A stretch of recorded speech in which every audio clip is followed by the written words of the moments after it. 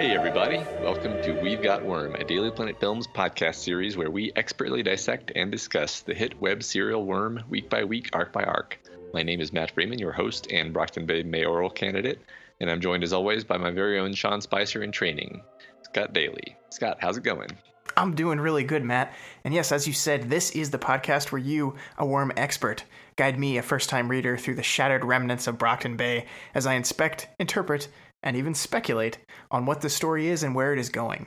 This week, we are tackling part 1 of Arc 15, Colony, which covers chapters 15.1 through 15.2, including two very, very depressing interludes. This story is all about the aftermath of the devastation caused by the Slaughterhouse 9 and the insane escalation of force that was used in response to them. I think we see Taylor and her team take stock of who they are and what they learned. Rebuilding is kind of a central theme of the arc. Rebuilding buildings, rebuilding relationships, rebuilding friendships. And we see Taylor kind of struggle to rebuild all these things as she centers focus on her plan for rescuing Dinah. Almost as if like this is all about Taylor's colony, Matt? Yeah, I think that's fair. I think that's not a stretch, actually. I mean, she's establishing herself in a different way. Yeah. So the first half of this arc, it is very interesting because in this case, the plot ball doesn't move forward all that much in terms of Taylor's story, but we get some very juicy interludes, as you said.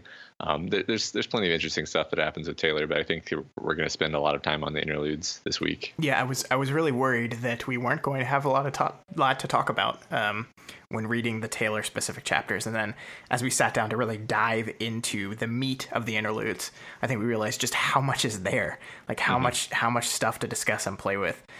So yeah, we ended up with just as many pages as we always have, so get ready for another 2-hour and something minute episode. But I'm really excited about this one. I think it's going to be really good. I think we cut off at an interesting point. We cut off in 15.5 at a pretty big cliffhanger, and we'll have to find out next week what actually happens. But I guess we should just jump into it, huh? Yeah, pretty much. I think we're not going to do comments and questions this week because we're time traveling currently and are currently soliciting questions for the mailbag. Scott, can you explain what I mean by that? Yeah, this is part of my recording in advance because I'm out of town for this month. So technically we haven't recorded the mailbag episode yet. So we're doing this one before we record the mailbag episode. So you guys will have already heard all our mailbag stuff. But we don't know how that episode is going to turn out. So I hope you liked it. Yeah. So yeah, right here, go back and listen to the mailbag and then come back here and then we'll be good. Right. But yeah, so we're not going to do discussion questions or anything this week because obviously this is recorded well before all that. So we can't respond to any of your comments to our questions. I hope we didn't upset you guys, but we will be back to our regular schedule at the end of the month. We've got this episode and then episode 15, the second half of Arc 15, which will also be pre-recorded. We're going to get off of this call and then start reading and do that recording before I leave. So both those episodes, we will have no commentary from you guys. We're sorry, but we had to record these in advance. At least we have episodes for you while I'm gone. So that's a good thing, right? Yeah. It's worth it. Yeah. So let's jump into it. Let's do it. Okay. All right. We open 15.1. Rachel has brought Bentley by Taylor's territory with some of her minions to help tear down a building that was ruined by fire. Rachel says that Skitter now owes her, and Skitter offers lunch as payment. Skitter muses about how difficult her relationship with Rachel has been, but that it seems to be going in the right direction. Yeah, this is, again, we talk a lot about 15.1, 14.1, 13.1. These are all setup chapters. This whole, like we said, this whole section is really set up, but this specifically is, we're going to be talking about relationships here. We start this off, like, there's a really quick misdirect at the beginning of this chapter where we think Bentley is attacking Taylor, and there's this real moment of, shit, what did Taylor do now? But this quickly dissipates, and we see that interaction is kind of like a little mini microcosm of the entire relationship where there's miscommunication there's threats of physical violence, and then just a dash of actual compassion and friendship lurking underneath it all. I thought this was really nicely done. I liked this little bit of misdirection at the beginning. It worked. Yeah, me too. It's interesting. There's a couple times in this chapter where you pointed out the misdirection, and because I know the arc of things, I was like, oh yeah, I forgot that was supposed to be misdirection because I just parsed it. I just parsed it, correctly the first time through. But yeah, good catch. And I liked there's this little bit of prose I wanted to pull out here because Taylor has a kind of a realization that Bentley is just a dog beneath the 3,000-ish pounds of muscle and the exterior of tangled muscle and bone. He was still just a dopey dog who adored his master. Bitch had given him what he'd been yearning for since he was abandoned or abused in the past life. She'd offered him the affection and companionship he'd been wanting for years. And this is a very thinly veiled metaphor for both Rachel and Taylor. This works for either of them and both of them simultaneously. And I thought that's really, really nice touch, Wildbow. Well done.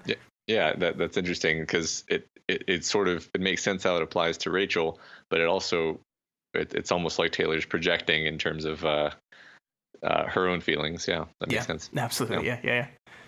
So Rachel's group heads into Skitter's lair. Rachel heads off to chain Bentley up by the beach so that he doesn't shed blood and giblets everywhere when he shrinks back to normal, leaving Skitter to chat with her minions. We finally get a description of Barker and Biter, Rachel's two parahuman henchmen. Yeah, and this is, I think, another in kind of a long line of our two character power themes working in tandem. We had Assault and Battery. I guess Leet and Uber kind of count, but we have these guys.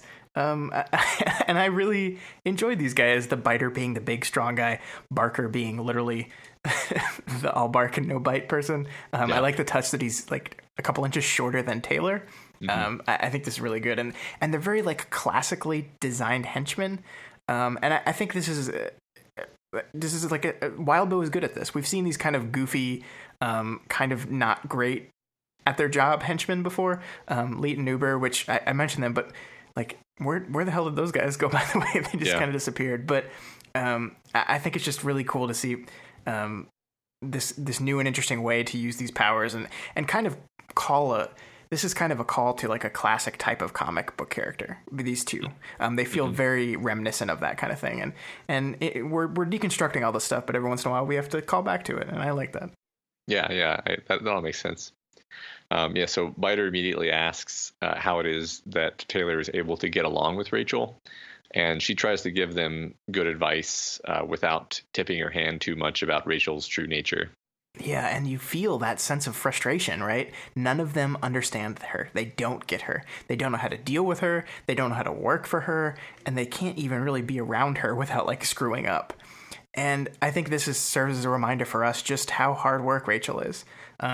We see Taylor every time. She has to consider every single word, every action. Like even a smile is misinterpreted. So we're reminded being around Rachel is really tough. And I think that's all the more reason why like Taylor's willingness to go through the motions to do that is really commendable. I really love that. Yeah, I mean, that's a very interesting thing to point out because it's not something that Taylor thinks about. She's never like, I need to reach out to Taylor because it's the right thing to do or whatever. Rachel, because it's the right thing to do. She's just like, she just does it without really analyzing too much why, and it's a very interesting attribute of her character. I agree. Yeah, but there is this small moment here where she says, maybe it would be easier to just be Rachel's teammate. Maybe being Rachel's teammate would make my life easier than trying to be Rachel's friend. And she has this very conscious moment of, yeah, that would be easier.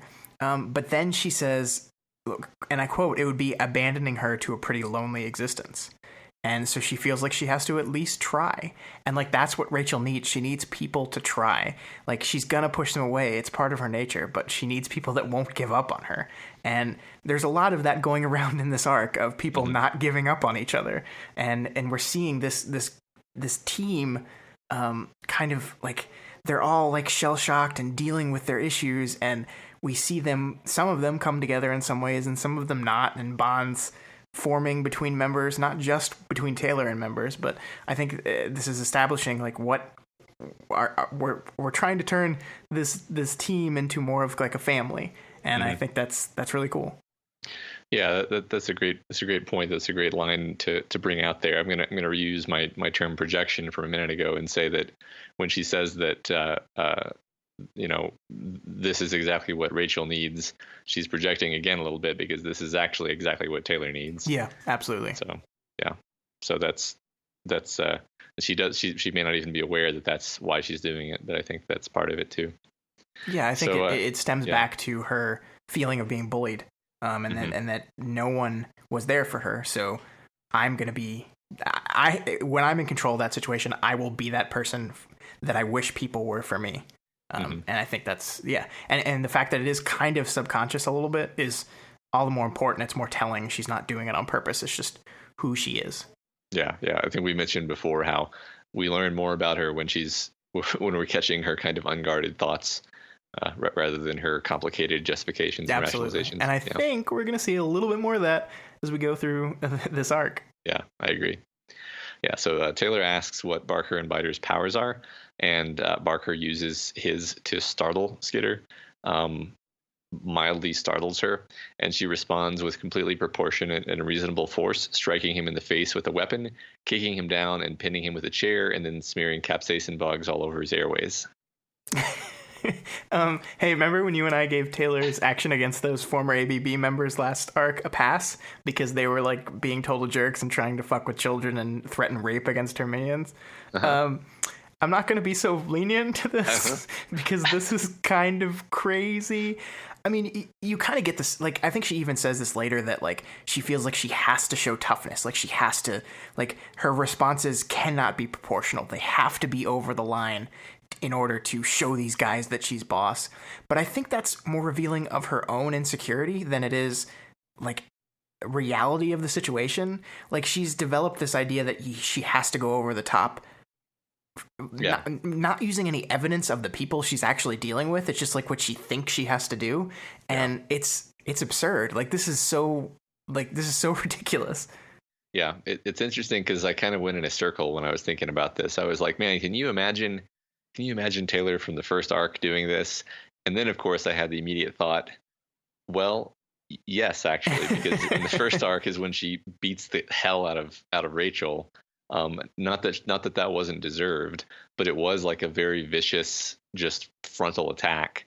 So she's always had this streak in her. Now she just has like more of a reason to kind of cut loose, I think. Right. And I think the most telling part of this is a few minutes removed from this scene, we see Charlotte kind of freaked out and uncomfortable about the whole thing.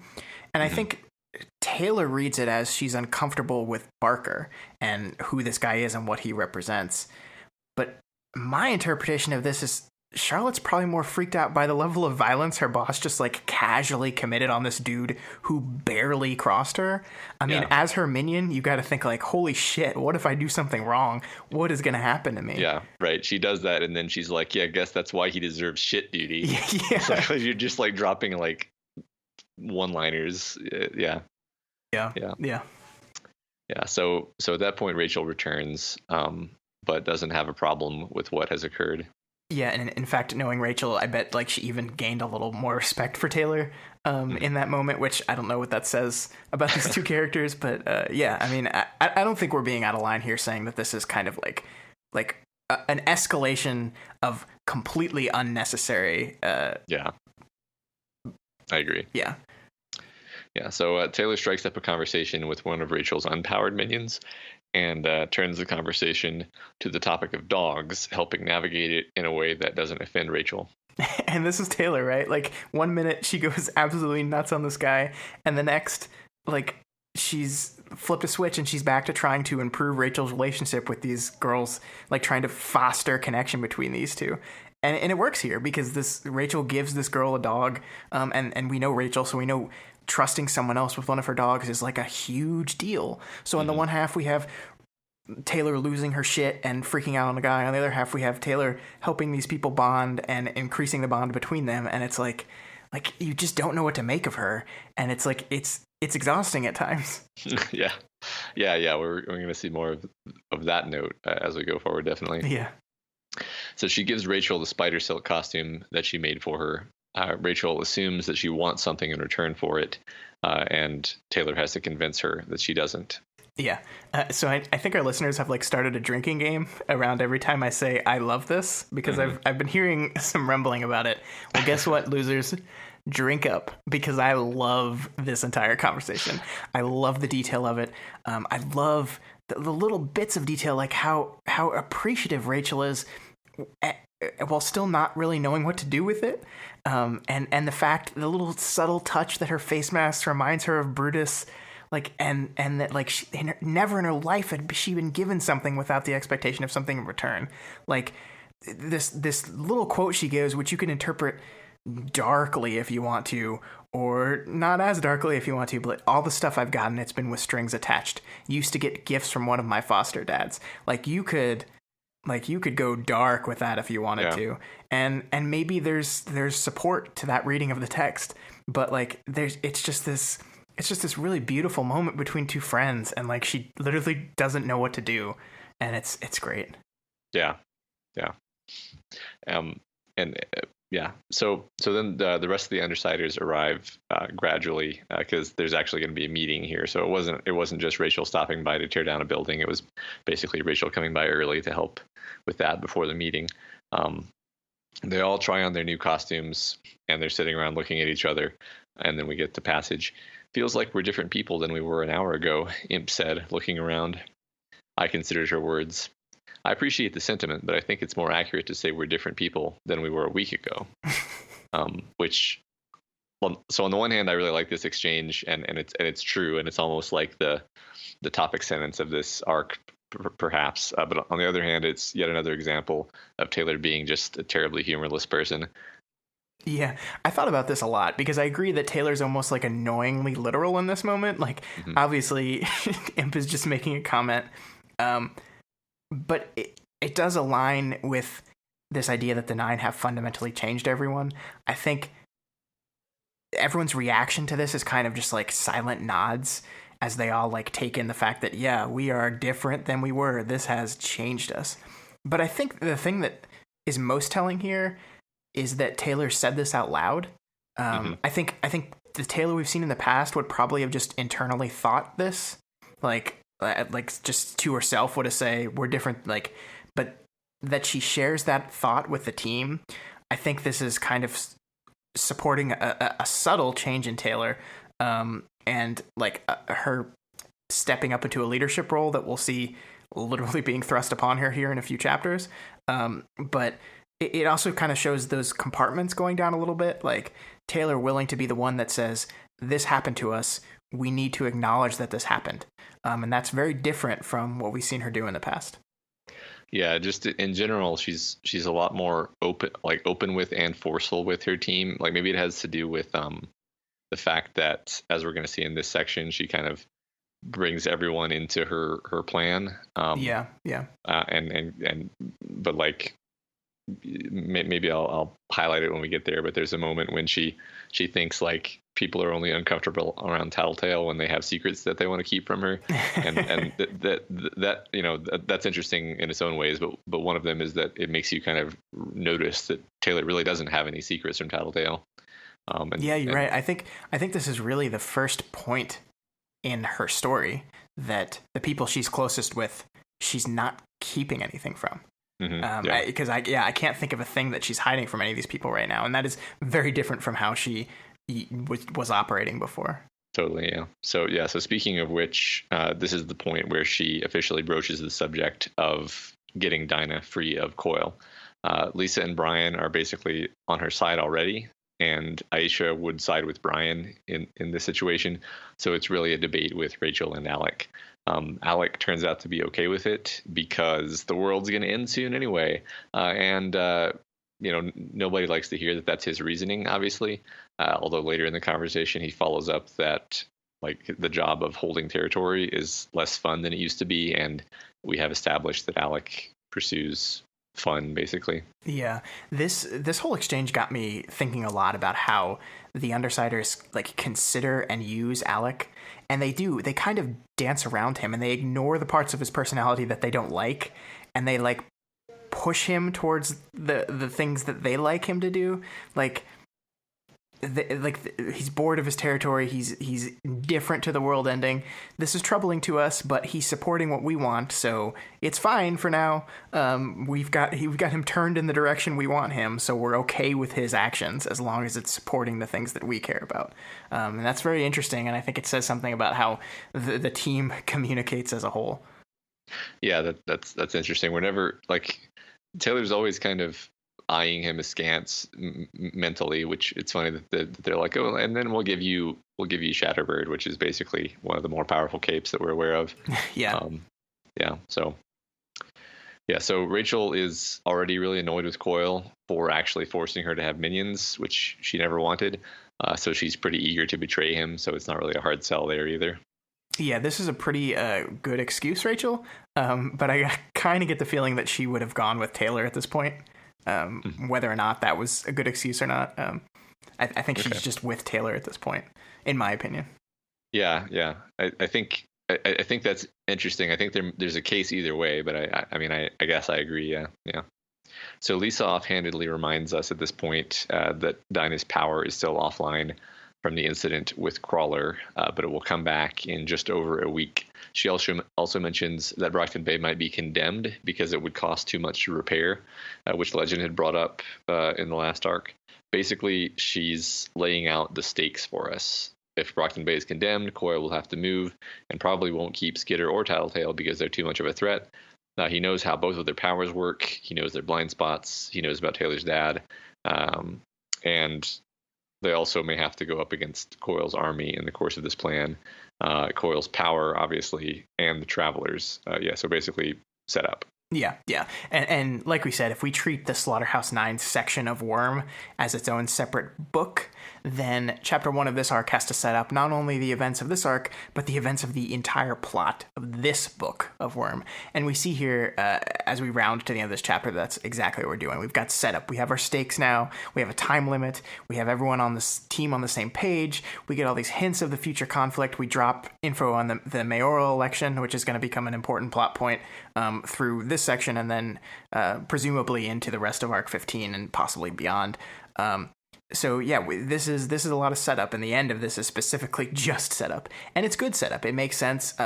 Whenever you have a chapter like responsible for doing and setting up so much stuff, there's a chance that you get like lost in the weeds a bit and lost in the exposition, but I don't think that happens here. I think there's enough interesting things going on. There's enough interest in the characters themselves and their relationships with each other that this still manages to be engaging. Yeah, I mean, a lot of what it does is it like makes you excited about what's to come. Like it's throwing all these elements at you and allowing you to say like, okay, how is this all going to shake out? I kind of know that we're going to be seeing this element, but don't know how that's gonna go. So I mean, you do, but I do, but Scott, it's been really convenient in the course of this show that my memory is terrible, and that I read this story way too fast the first time because I forgot so many things. It's just really fortunate. Well, maybe you should start making speculations then. Maybe so. All right, so we don't move into so much as we laterally go into interlude. Whatever number we use for interludes, it's Carol, who I guess we'll find out who that is shortly. And this is another great interlude. This one really hit all my dad emotional buttons. Yeah, I'm not a dad, but this hits all my overly sensitive human buttons. And I think it's funny because we have this right here, and part of me wondered for a bit if maybe this would have worked better at the end of the last arc. But I think it works okay here because chapter 1 sets up the story going forward.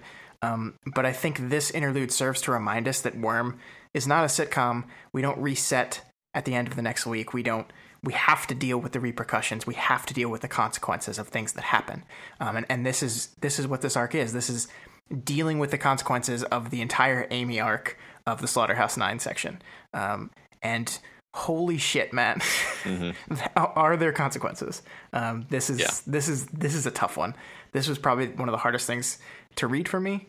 And it's probably going to be pretty tough to discuss again. Yeah, I agree. Just from the perspective of like our show, I was like, man, I really wish, because I knew this was coming. I was like, man, I really wish that this had been in the last discussion because it caps things off as a discussion ender very well. I mean, see, I thought about that for a long time. Like, would this have been better being thrown at the end of arc 14 or not? Part of me still thinks yes, but it's not that that's not saying that it does not work here. But I certainly got the feeling as we there's so much conclusion around 14 because it's ending so many things, and we have this Amy and Glory Girl part just kind of left dangling, and you're just kind of like, what's going on with these guys? Why didn't we wrap that up? Like, if Worm ever gets published and these are in separate books and you have to wait like months between the publishing of one and another, I think people would be going insane. Yeah, I mean, if it weren't for the fact that we're doing this show and breaking things up arc by arc, I would not even have noticed that this was in a different arc. But like, yeah, if it were literally a separate book, then that would obviously make a difference. Yeah. So young Carol, probably like a young teenager, maybe preteen, not sure exactly. I don't know what age sense did you get? I got teenager. I got probably Taylor's age is how I felt. Okay. So young Carol and her sister Sarah are being held captive and in poor conditions. Yeah, so we start off this super depressing arc on a super depressing note. Kidnapping, starvation, and implied torture, implied other things that we don't really specifically get into, but they feel like they're there in the background. And we're not going to go up from here. We're going to go. Yeah. We start with this level and we just go down. Yeah. Right. So after establishing that setting, we Tarantino over to Carol's conversation in the present with some guy named Alan Barnes, who I legitimately didn't remember if I was supposed to know who that was at the time. Sorry.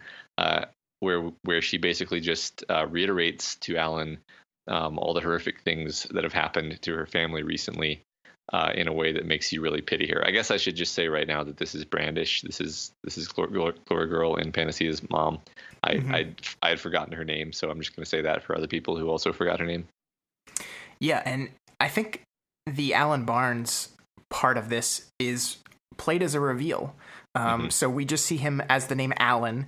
Carol Brandish is talking to some random other lawyer named Alan. And then at the very end, she says, "Welcome to Brockton Bay, Mr. Barnes." And you're like, oh, holy shit, that's Emma's dad. And he was being really nice to this woman who was suffering, almost as if the world is complicated and not everyone that we think is evil seems evil and everything's a mess. And it's really hard to parse this kind of stuff. And that felt intentional to me. I think we're supposed to feel that conflict because we know her as the father of one of the people that was the worst to Taylor. And we've seen him be terrible to her too. So I think this is very, picking him to do this was an intentional move, and it works. Yeah, I'm very glad that worked for you. I literally forgot that was his name. That's what I'd like to say. That's what reading this thing over the course of months does to you. Except this is now my second read through, so my memory problems once again are showing themselves. So back with Carol and Sarah back in time in captivity, a man with a knife comes in to kill them. Sarah triggers, becoming Lady Photon, and she beats the man to death. The man who had fed them their meals comes in with a gun and fires, but Lady Photon shields them. And then Carol triggers as well. We see another trigger event vision, an egg, creatures hatching and pairing off. And now Carol, who is now Brandish, hacks the man to death with her hard light weapons. Yeah, so I'm done speculating about what the fuck is going on with these trigger visions because I have no idea. He says right before he speculates on what's going on with these triggers. So we see a possible creation of the universe here. We've seen the two pairs kind of come together and then spin off before, but we actually see the point that they come together for the first time here. The one thing that really jumped out at me here was that we see some of these babies from the eggs, passengers, I guess, or whatever they are, form into pairs of or groups of 3 instead of 2, which specifically reminded me of the fact that there are 3 Endbringers roaming around on Earth right now. So that got me thinking: are we witnessing the birth of the Endbringers? Does this support my a dead Endbringer is what gives people their powers, or passenger? I don't know. But that's where my train of thought went. I think more importantly, though, I'm not sure how any of this stuff, specific to my speculation or not, ties into our powers as trauma metaphor idea yet. And I think that's why I, in this moment of having such a difficult time connecting this to anything, because I just don't see it yet. And if I try really hard to make those kind of connections, I worry that I'm like tunnel visioning like Tattletale, like I'm just making speculation and then using that speculation to make more speculation and then just going down a rabbit hole that is not doing anyone any good. Mm-hmm. Yeah, I think tunnel visioning like Tattletale could be the tagline for any long-running fandom. Yeah, that's good. That's good. But I do want to talk about how these trigger events work narratively, because I think we're once again seeing how your power and the power you gain is related to not only your sense of mind, but the events around your trigger event. Because we see that Sarah, Carol's sister, who becomes Lady Photon, right? I think that's, yeah. She triggers an attempt to like protect her sister and herself. So she gains shields, blunt force weapons. Carol, on the other hand, triggers specifically because the man who was feeding her, that she's kind of Stockholm syndrome now too, like she thanks him in an earlier scene, betrayed them and tried to kill them. So when she triggers, it's for revenge against this man that betrayed her. Not to protect them, but specifically to kill this guy. And her weapons are much more deadly. They slice through people. They're there not to protect, not to beat back, but to kill. This is intentional and it's important. Yeah, this is another hero with a decidedly lethal power set. Yeah. So back in the present, Carol and Sarah discuss that Tattletale has contacted them and offered information on Victoria and Amy's location in exchange for a 2-week ceasefire. Yeah, and we see here, and specifically, we get confirmation of this later, but Taylor's acting very unilaterally here. She's not telling her team she's doing these things. She's not looping them in. She's just making calls and going for it. And we're going to see this trend continue again and again throughout this section. Mm-hmm. So following this, we get another flashback. Brandish and the rest of the Brockton Bay Brigade, tongue twister. That's why they changed their name, because that was hard to say. Yeah, I assume that's why I did that, or there were horrible deaths or something. I don't remember. They're confronting Marquis in his home. So this is like, the intermediate past. And holy crap, is Marquis terrifying. He deploys his ability to extend and manipulate his bones offensively, defensively, and to burrow underground. He forms cages around people. It's a lot like what Kaiser could do, but faster and more versatile.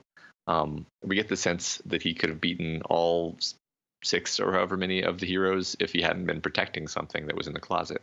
Yeah.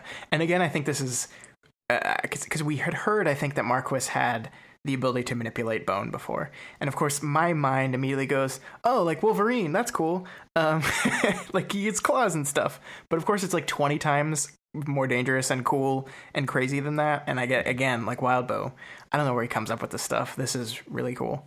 Yeah, right. So yeah, anyway, they break open the closet, and inside is a 6-year-old Panacea. And Marquis says, Brigade, meet Amelia. Amelia, these are the people who are going to take care of you now. So 6-year-old Amy gets to witness her home destroyed and her father stabbed by heroes, specifically by her own future surrogate mother. Yeah, and I think this is the first hint towards a long line of them that Amy was kind of set up for doom from the beginning of her life. Like that the path that she has been heading down was kind of almost preordained by just the amount of terrible stuff she went through her entire life. Yeah, that's fair. So Sarah convinces Carol that somebody on the brigade does indeed need to take care of Amelia, and argues that it should be Carol. Carol objects that she didn't really want kids in the first place, despite having Victoria. She doesn't want anybody she can't trust in her life, especially somebody related to Marquis, who she likes / hates and associates with the man who took care of her during her kidnapping. And this is, I think this is what good writing does, because Wildbow takes all these different threads. Like, obviously, there's a reason why we saw the kidnapping. There's a reason why we saw that as her specific trigger event. And he's able to just tie all this stuff together, and it deals with kind of the cyclical nature of trauma here, because she suffered a horrible trauma, something she hasn't gotten over, whether because of a passenger controlling her or just the fact that she's getting positive reinforcement for embracing her trauma almost. Marquis reminds her of that trauma, and then she hates him, and then so she hates his daughter because of that, and it's just like, and that leads Amy down this road, and it's just like you can't win. It's just like you're screwed.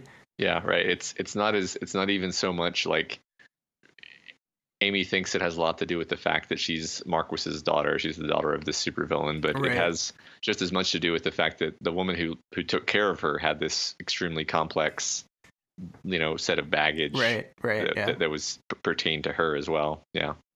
And there's some absolutely brutal writing here. Brandish decided on the most direct, clear line of argument she could muster. I don't want her. I can't take her.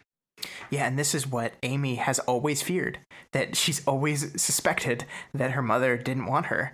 And we know now why. It's because she literally heard her say that thing when she was a child. She heard her say that very line. And she probably doesn't remember the specifics of that. Actually, we know specifically that she doesn't remember because this whole event has kind of been just stored away and she doesn't remember any of the details of it. But she was right. This whole time she was right. Her mother never wanted her. How horrible is that? Yeah, I know. So I don't know if this was intentional, but like children can remember things all the way back to, or people can remember things all the way back to being like 2, assuming nothing bad happened to them. If your memory, if you don't remember anything from before you were 6, like Amy apparently doesn't, then that means something terrible happened to you, basically. That's which is really sad. So the fact that she doesn't remember this happening, except maybe super vaguely, means that like she's super repressed all of it. Yeah. Yeah. So anyway, back in the present, Brandish finally finds Amy, and it's obvious that something horrible has happened. Amy won't explain, so Brandish barges past her adoptive daughter, brandishing a weapon at her to keep her at bay, and they find Victoria inside. And apparently Panacea had lost track of what she was doing. Should I just read the whole passage, Scott? Yeah, I think it's necessary because I think to fully talk about this, we need to say aloud what happened. Yeah.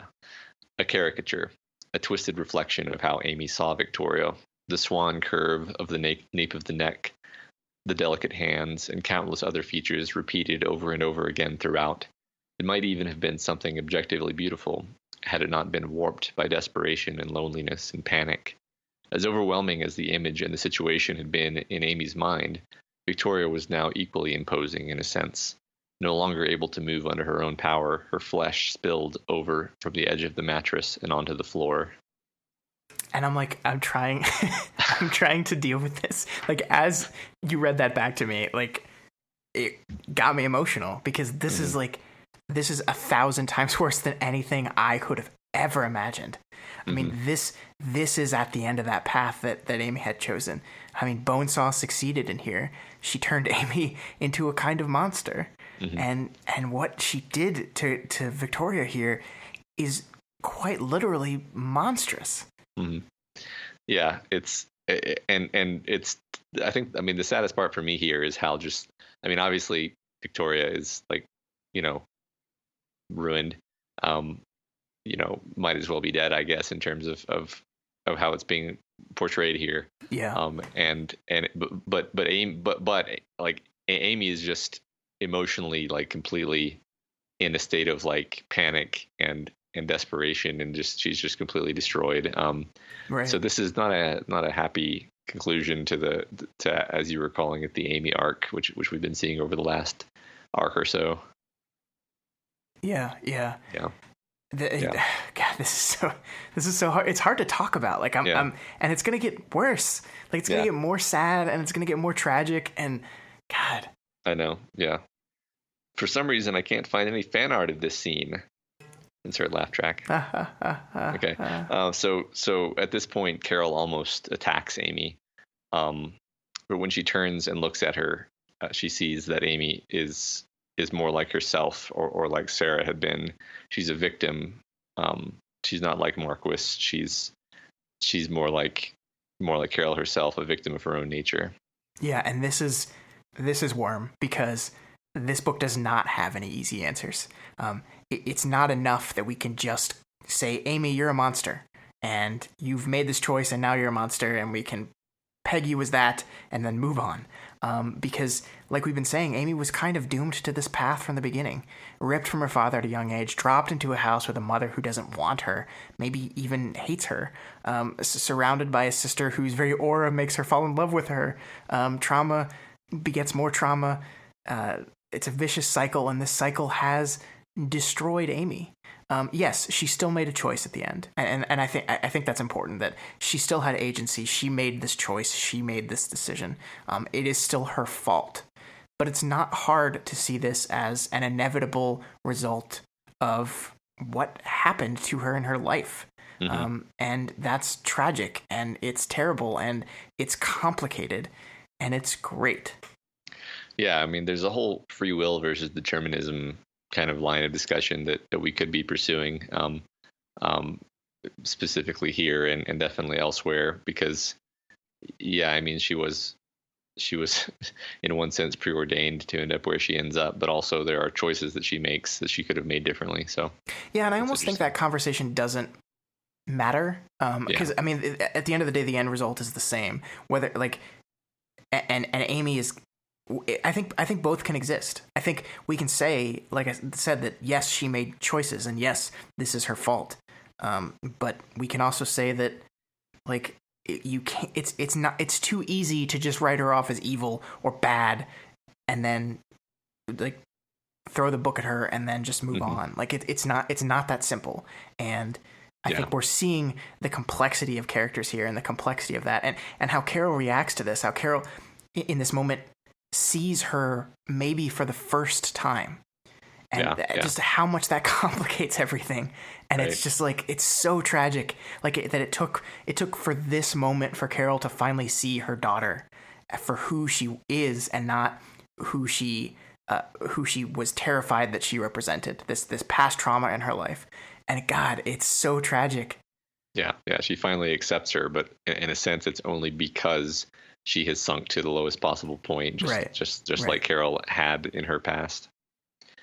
So we skip forward. Amy is preparing to leave for the birdcage. Of her own volition, she's volunteered to go to the birdcage. And she walks like a burden has been lifted from her shoulders. Carol hugs her one last time before she leaves. Yeah, I did not see the idea of turning herself into the birdcage coming, but it's brilliant. And I think the beat about the burden being lifted is such a subtle but important thing, because Amy, like, by making these choices, by doing these things, Amy has taken away the fear of not knowing who she is and just seeming to like embrace the version of herself that she's been fighting against her entire life. She's always feared that she was this criminal, this monster, and now she's made choices that have kind of confirmed this thing. Mm-hmm. But at the same time, for the first time we've seen her in her story arc, she doesn't double down on this. She doesn't run away. Turning herself in is the right thing. She takes responsibility for her actions. She turns herself in. She does the right thing here. And I think that's her story's tragic. Her ending is awful, but she finishes at least this part of the story. I don't know if she's going to be back or not, but she finishes this part of the story doing the right thing. So do you read her turning herself in as being more about accepting responsibility, or more about acknowledging that she is a dangerous cape who should not be in the public world? I mean, I think it can be both. I mean, I think there's definitely a sense when they first see her that Amy like is fully aware that what she did was wrong. I mean, she's fully like she's she admits, she explains what she did to Glory Girl, and she says like how she screwed up, and she seems aware of the mistakes she made and why the things that she wanted were bad. So, I mean, it feels like a cop-out to say both, but I think it can be both, and I think it is. Yeah, I mean, I think they're related, actually. Yeah. So, yeah. So Carol talks with Dragon, tells her that she didn't accompany Victoria to the Parahuman Asylum because she says Victoria is, quote, gone. She hangs out there for a few hours so she can watch Amy's arrival at the birdcage on the monitors. Finally, Dragon wakes her up when Amy arrives, and Marquis comes into the women's section of the birdcage quickly, accompanied by Lung. "I've been waiting," he spoke. That was enough. She had the answer she'd wanted, even if she hadn't consciously asked the question. And yeah, like, I mean, and you could read that part of her turning herself into the birdcage was she knew her father would be there, and she's kind of embraced the role as her father's daughter that she's been fighting against for a while, and arranging things to where she would finally get to meet her father could be seen as part of that. But I think the most important part of this is its reflection on Carol, because that's the reason why Carol was watching. She wanted to see, is this my daughter or is this his daughter? And that's what we see, that yes, absolutely, that now Amy is no longer Panacea. Amy is no longer this a Dallin. She has embraced this side of her, and she's with him now. And it's such a tragedy. And like, I think that the reason why I love this interlude so much is because even if you remove a lot of the backstory from everything else we've seen, this almost works as its own like contained mini story, its own contained tragedy. It's so well done. Mm-hmm.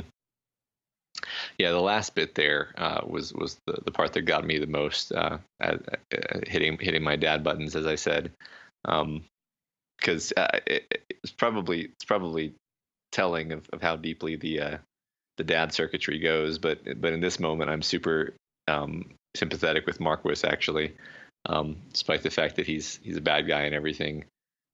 He like the fact that he rushes there when she arrives.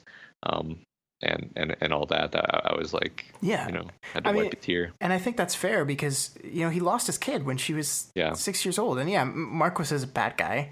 But we also see him as a bad guy with a code. Who does that remind you of? Yeah. We have another main character bad guy who has a code. Right. And again, before people jump on me, I don't know the detail and the depth of the terrible things Marquis has or has not done. So I'm not directly comparing them. I don't want to say that, but I think we can see from his perspective a bit here. Now he's finally gets to see his daughter, and it only took for her complete and utter destruction as a human being to get there. Yay. Yeah, I mean, even Carol acknowledges that he has a code. So yeah. So that's I'm gonna stretch. That was nice. The thing is, I wish we were moving on to this to like sunny, happier times, but we're not. No. This next chapter, though, does have some delightful points before it brings us back down, Scott. Yeah, that's true.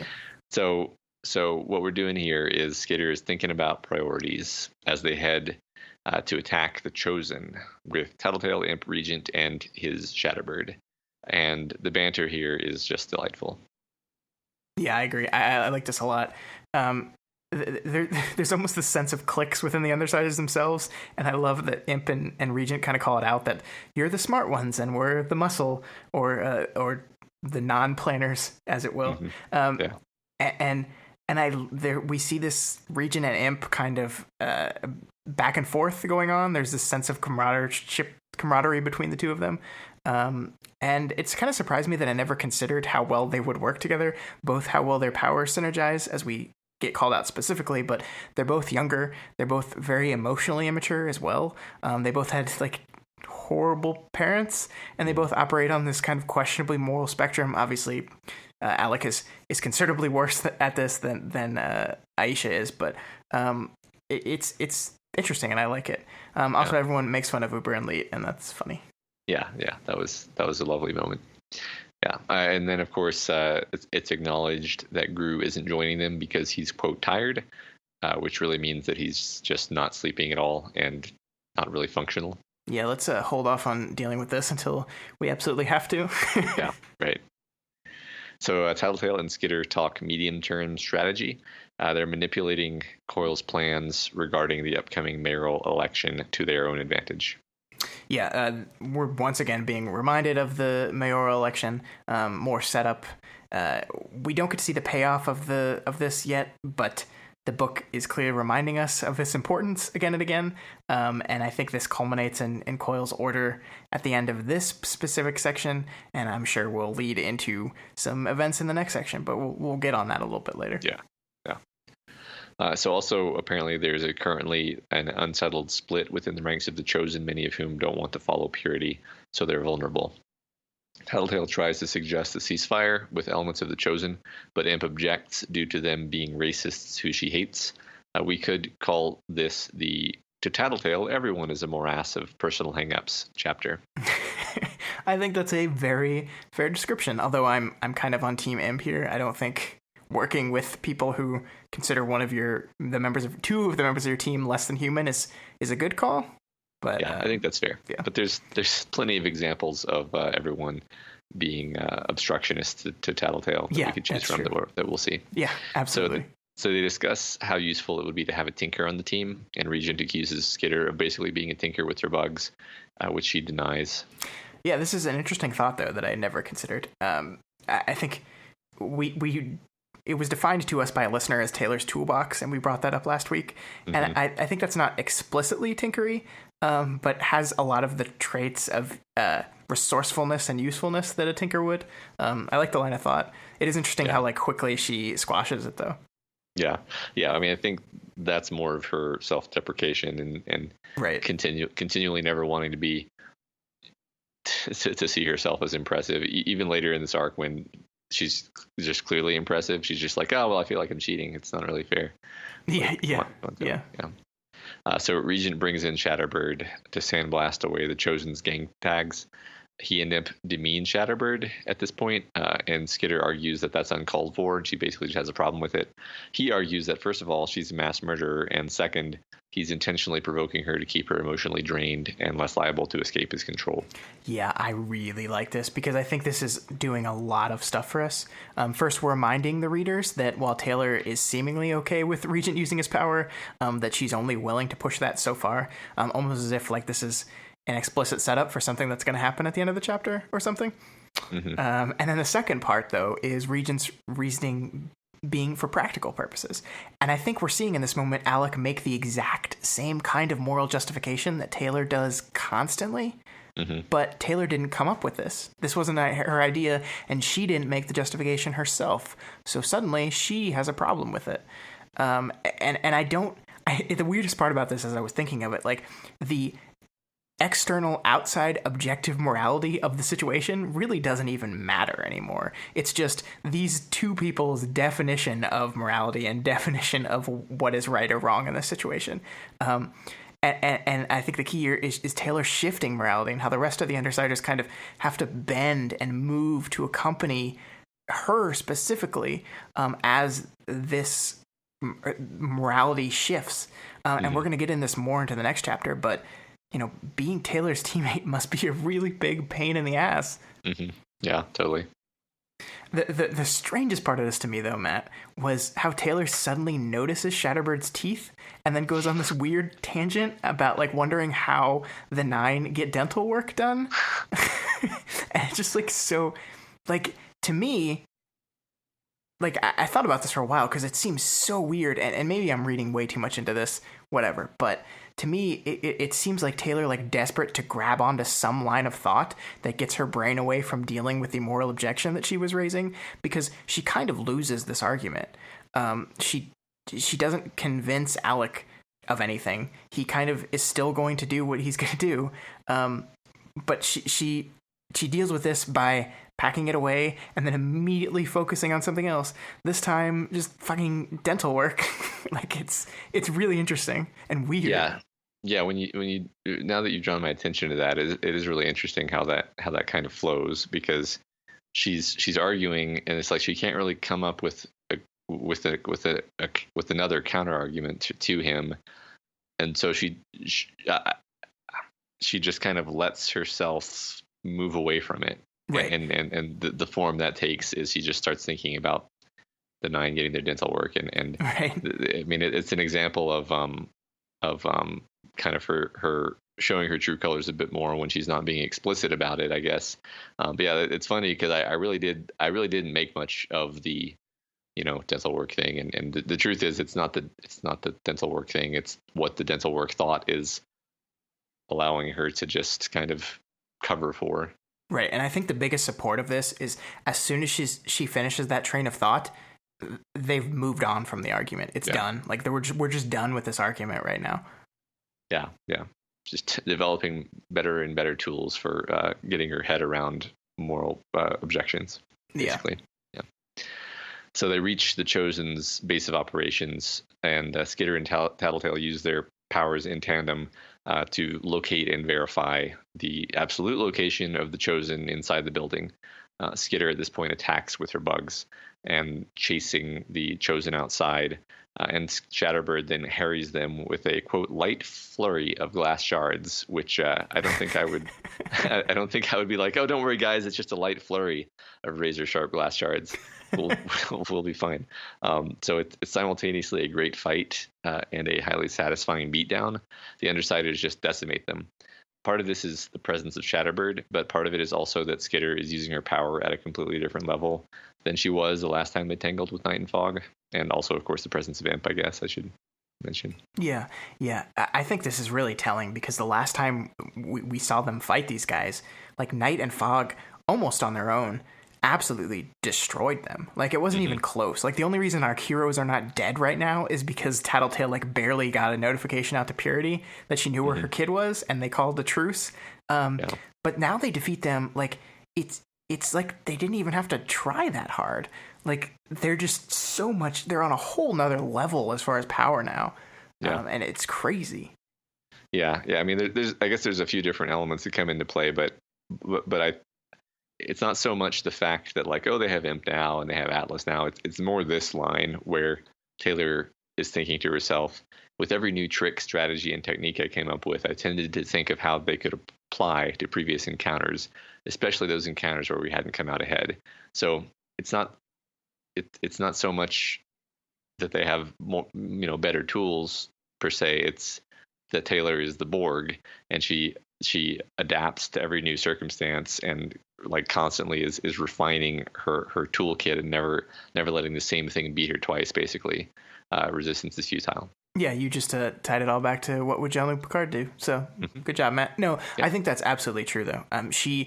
You will not be able to trick Taylor the same way twice. It's just not going to work. She specifically sets out to make sure that never happens. And we see that here, like, I think you're going to get into it, but the cool silk nets she uses to catch the flat, like she's so smart here. It's so great. Yeah, right. So she keeps line of sight on Night using Atlas, and Shatterbird forms glass cages or barriers to contain Fog. Skitter keeps Night from using any of her tricks with her own new suite of bug-based tricks, such as, like you said, using silk nets to catch the flashbangs that she throws and just generally being clever with the silk. And then Imp sneaks up on Night and tasers her as she's trying to evade Skitter. Yeah, it's kind of been slow going since Imp joined the Undersiders, but I think we're really starting to see just how powerful she can be as part of this group, and I think it's really remarkable how clutch she can be in a lot of these scenarios. Yeah, right. Because that's not something that would have been obvious, I think. But like the fact that Night doesn't notice she's there, so Night isn't sure why her power isn't activating. Yeah, it's a good touch. Yeah. So yeah, the Chosen are now defeated and cowed, and in their victory, the Undersiders mostly act like true teenagers. They're just kind of gloating in a very immature way. It's fantastic. Yeah, a really good reminder of all the relative ages of these people. And I think a lot of the Chosen at this point are fairly young too, right? I don't think all of them, but some of them are teenage, I think. Maybe I'm reading too much into that. But I think so. I mean, I think Night and Fog are older, but I think some of the others are younger. I think Othala and Victor specifically are, maybe not. I don't know. But I think it's so funny because they're like ruling territory in the city, but they are mostly just kids still. And it's easy to forget that with the level of adult choices and decision making and problems they're having to face here. But Taylor's 15 still, maybe 16 by now. I don't know. I don't know how much time has passed. Yeah. I don't know. I thought she was 16. I thought she thought to herself that she was 16 when she was taking inventory of her memories. I'm not sure. That could be true. So first the Undersiders steal all their stuff from their hideout, and then they announce that they're going to borrow a teammate. And they didn't tell Taylor they were going to do this. Mm-hmm. Dun dun dun. Yeah. So I think you and I talked about this before. How there's a sharp swing in tone, because that was actually like a fun chapter. We got fun banter. We got a fun beatdown on some bad guys who deserve it. And now we kind of swing back the other way. We get the consequences of some of these things and some kind of brutal tattletaling. Yeah.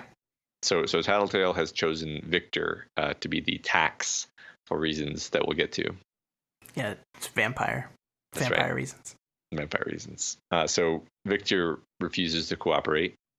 And so Tattletale orders Imp to start hurting Othala, who we realize is his girlfriend.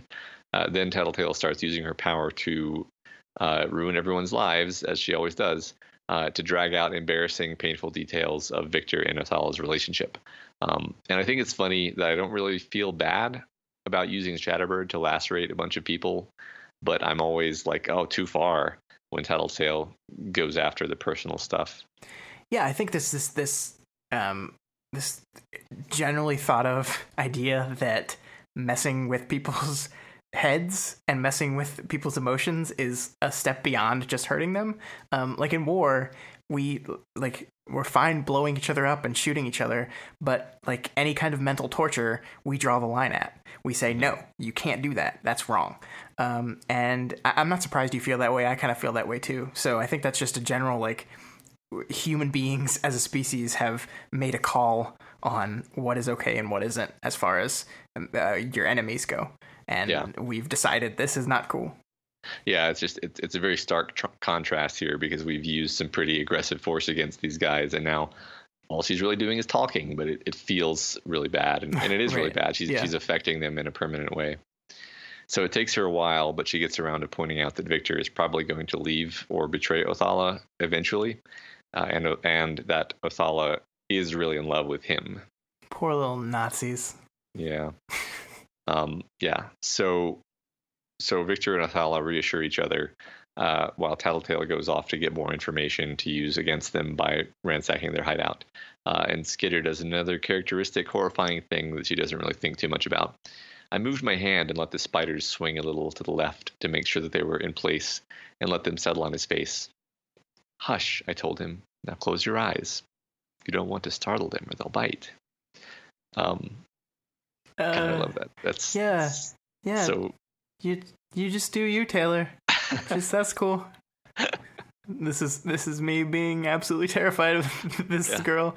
And of course, I didn't read the part beforehand where they were shown to be Black Widows. Yeah, and they like on her eyes, or on his eyes, on his mouth, like it's just Jesus. And like, look, Victor's not a good person. We're gonna say this rather explicitly a little bit later in the chapter, but this is scary. This treatment of people, especially surrendered prisoners at this point, is kind of worrying. Yeah, right. And what's funny here is that it's when Tattletale comes back after this, Victor fairly readily is obviously ready to deal. You have to wonder how much of that was having the spiders on his face.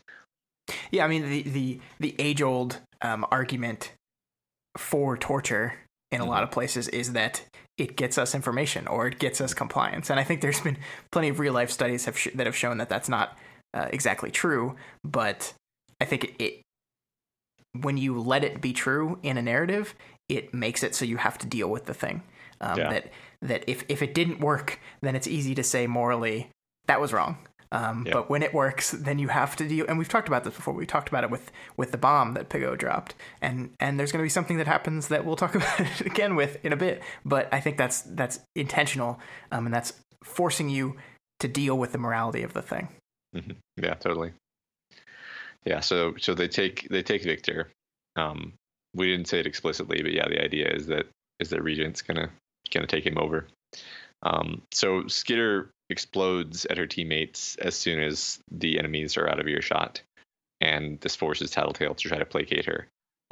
So this is, we mentioned this earlier. This is another place where Skitter is, not that she's wrong, but she's basically as hard for Tattletale to deal with as Rachel is for Taylor to deal with. And Tattletale, it does always kind of have to walk on eggshells because Taylor is constantly like vacillating between being down for all their villain shenanigans and then suddenly having hang-ups that have to be addressed. Yeah, we've talked about exhaustion, or hinted towards exhaustion with this, and how exhausting it must be to be Taylor's teammate, because you never know which part of her you're going to get. You never know when she's going to be okay with this stuff or when she's suddenly not. And the way you get Taylor to be okay with the thing is by making her think it was her idea, and then she'll do the thing. Yeah. Just a little advice for the undersiders. That's some good management advice right there. Manage up the chain of command. So, yeah, Skitter, she's forced into the position of defending enslaving Shadowstalker, which she had objected to at the time, and Shatterbird, because they're terrible psychos. But it isn't okay with Victor. This is different, she says. Yeah, it's almost as if the line is moving, right? Which is something we've been talking about, and we're seeing it rather specifically here, that whenever you're in a position where you have to defend something that a few weeks ago you were morally opposed to, you're losing. And of course, obviously, this is only different because Taylor says it is. It's actually the exact same thing. Right. Yeah, so eventually it's actually Regent who really gives her the straight dope, though. And I love this conversation between them because it highlights a lot of fascinating things about both characters. It's very twisty and turny and hard to summarize, though. Yeah, I don't think we're gonna try to do that, but I agree. He has this really great ability to just slice through kind of all her bullshit and get to the root of the issue. And I think the real reason here that Taylor is mad is not really because we're doing a bad thing to Victor. It's because she was left out. That she wasn't part of the decision-making process. She didn't get to make the decision. And that's the real crux of the issue for Taylor. And that's very telling of who she is as a person and where she is morally right now. Yeah, and while I think you're right, that's not something that occurs to her consciously. Right, absolutely. Yeah. Right. So yeah, we get a little bit more delightful banter here, where Regent says, kind of obliquely aimed at Tattletale, just saying, but having a power that gives you brains doesn't necessarily mean you're smart, which is volleyed a few moments later by Tattletale saying, having Regent as a target doesn't change anything except taking the focus off of more important members of the team. The passive aggressive arguing here is so great. Yeah. It's very thinly veiled, but they won't insult each other directly, right. And it's really great. But I read it as them being totally like they're not really mad at each other, right? Because this like to that, like if you sit there and think about their point of view right now, part of me thinks that Regent's kind of like, is Taylor even being serious right now? Like, is she just joking? Like it's like when you're in an argument with someone and the person's mad and you can't even figure out if they're being serious or not because like the reasoning behind their argument is so astounding to you, and that's kind of what I feel like his point of view is right now. Like like it's just like, what? Like, how is this different from all the stuff you've let me do before? I don't get it. Yeah, totally. Yeah. And Tattletale, of course, is just like, Okay. This again. We're gonna have to right? do this again. Yeah. Yeah. And then this passage has to be singled out. And me, Regent asked, "No, I have faith in your judgment." "I really don't," I admitted. "Psh, after everything I've done for you." "Hmm? Never mind," he said, chuckling. I totally destroyed Shatterstalker's entire life for you, Taylor. You'd really love it if you knew that I did this for you. Yeah. It's a really good moment. Yeah. And I think you're right. I think this goes into Regent's mindset. This kind of example shows how lightly he's taking this whole situation. Right. Yeah. I mean, he's the closest to realizing he's a fictional character in the sense that like he takes everything very, very lightly. Yeah. That's just his whatever, his power or his nature, whatever.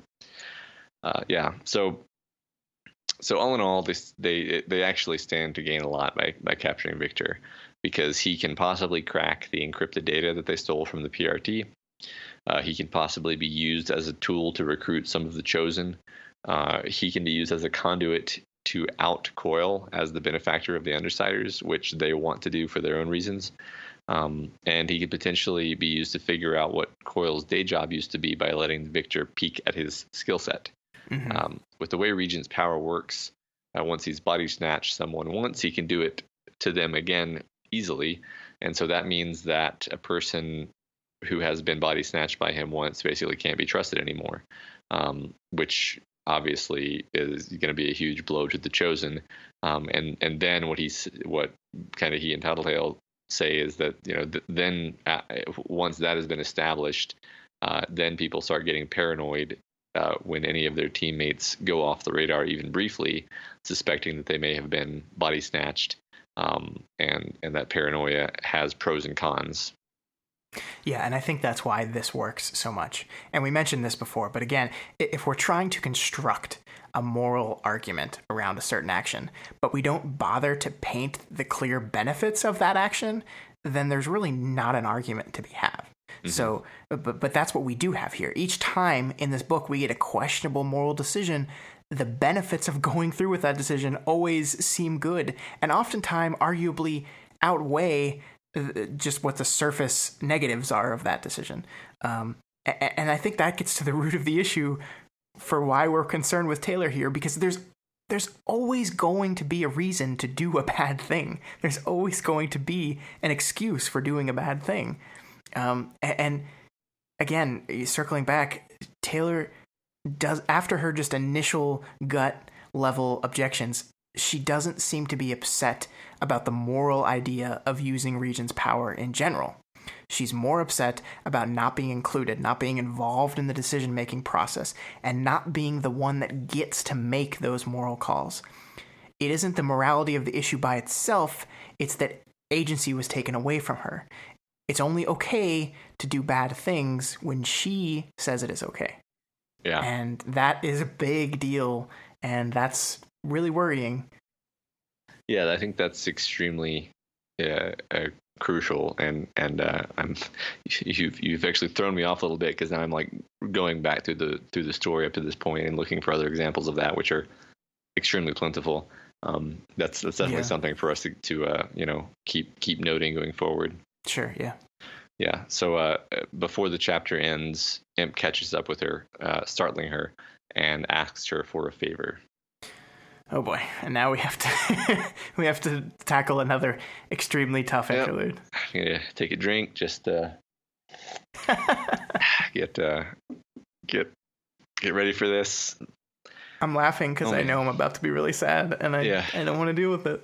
Yeah, I think this is one of the chapters that I've actually gone and like reread individually, just like for its own sake. Yeah, well, it's really good, so I don't blame you. Yeah. So yeah, Brian interlude. Brian has been punching the heavy bag in his lair well past the point that he's injured himself. He's trying to get some kind of release of tension from the exercise, but it never happens, and that just causes his level of frustration to build, and so he keeps doing it, and he's finally interrupted by Aisha. Yeah, so again, it's our second mid-chapter interlude that is horrifying, and I love this because he just wants to feel something, and it's not working. And the big thing that I wanted to point out here is this is the first time we've been in Brian's head this entire story. And we see almost immediately he references his father. Like it's 3 sentences in, he references, "My dad would have told me to stop punching by now."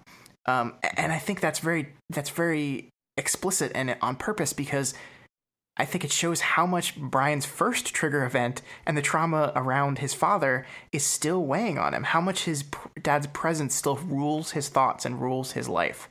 And we're going to see that on top of the second horrible, terrible, traumatic event that he had. Like, we can see why this is so debilitating for him. Yeah. Just ongoing in this whole chapter.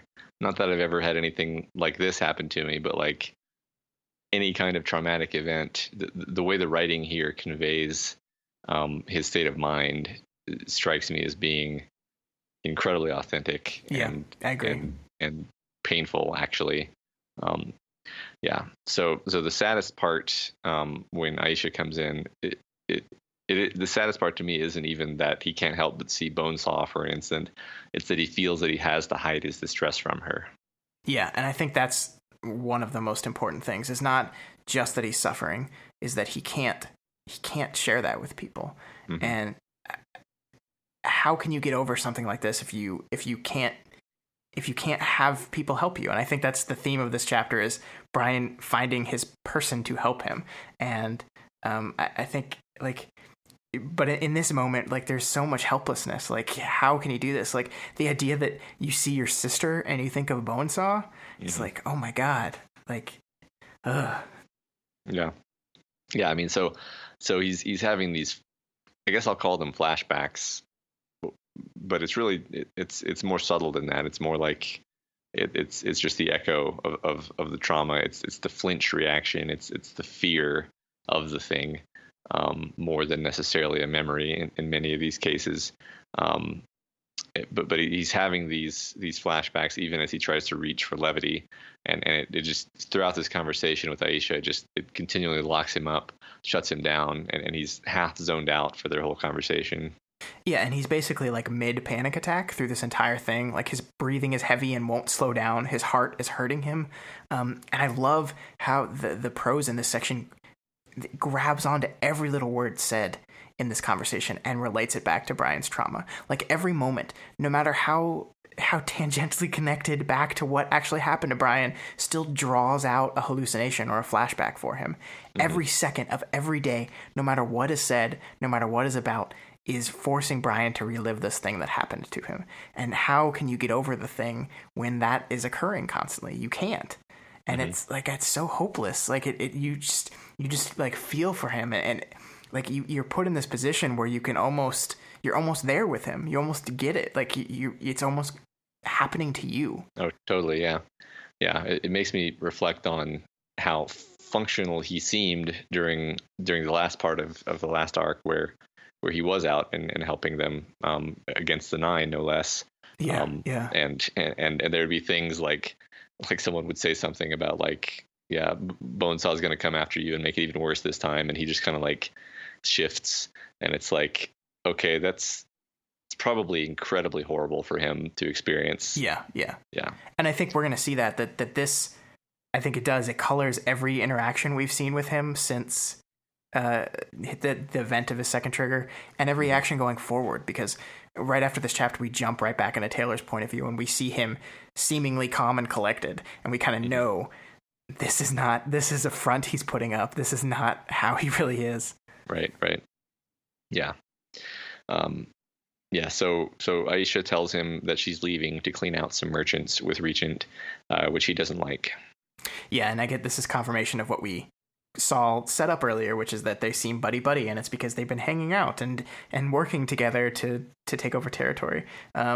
And I'm kind of inclined to agree with Brian here. I don't think Alec is the best role model for this girl at all. So while I do like their banter, it is a little troubling from a moral standpoint. Yeah, right. They're both super young, right? Yeah. So he glances over the maps of his territory designating enemy presences and sees that Aisha has been working hard, taking out nests of enemies and marking down her progress. Yeah, and I think this just reinforces that helplessness we've been talking about. Because as Brian has been out of it, people have moved in to do things in his place. This makes him feel guilty. That guilt drives him to try to magically cure his PTSD so he can get back into action, which only serves to make things worse. And then the cycle just continues and continues and continues. And right. Like, of course he hasn't been sleeping. Like, of course, like seeing that now, it's obvious how bad of shape he's in. Yeah, this macho personality of like being unable to show weakness is like the worst possible thing to have when you have a mental issue like this, I think. Right, yeah. So yeah, he's thinking about how his body is failing him, his power is tainted, the city is soiled, ruined, and festering. Then basically he just is really depressed. Yeah, he's spiraling here. Like, yeah. It's like, it's. I think the part I loved most about this was he says that Bonesaw's giggling was so vivid in his memory that it sounded like she was right next to him. Like, oh my God. Ugh. Yeah. Right. So at this low point, he's like, he's still trying to put up the front though. So he decides he'll follow Aisha and offer assistance. And he has another flashback when he sees his costume. As he reaches for it to get dressed, he's alerted that Taylor is on her way by a moth. Yeah, I think this is like the first time we've seen Taylor's bug method of communication from outside her point of view, and how like weird it is because like there's just a moth flying on him and he like thinks it's Taylor, but it could just also be a moth flying on him, and how weird that must be for just random people. Yeah, right.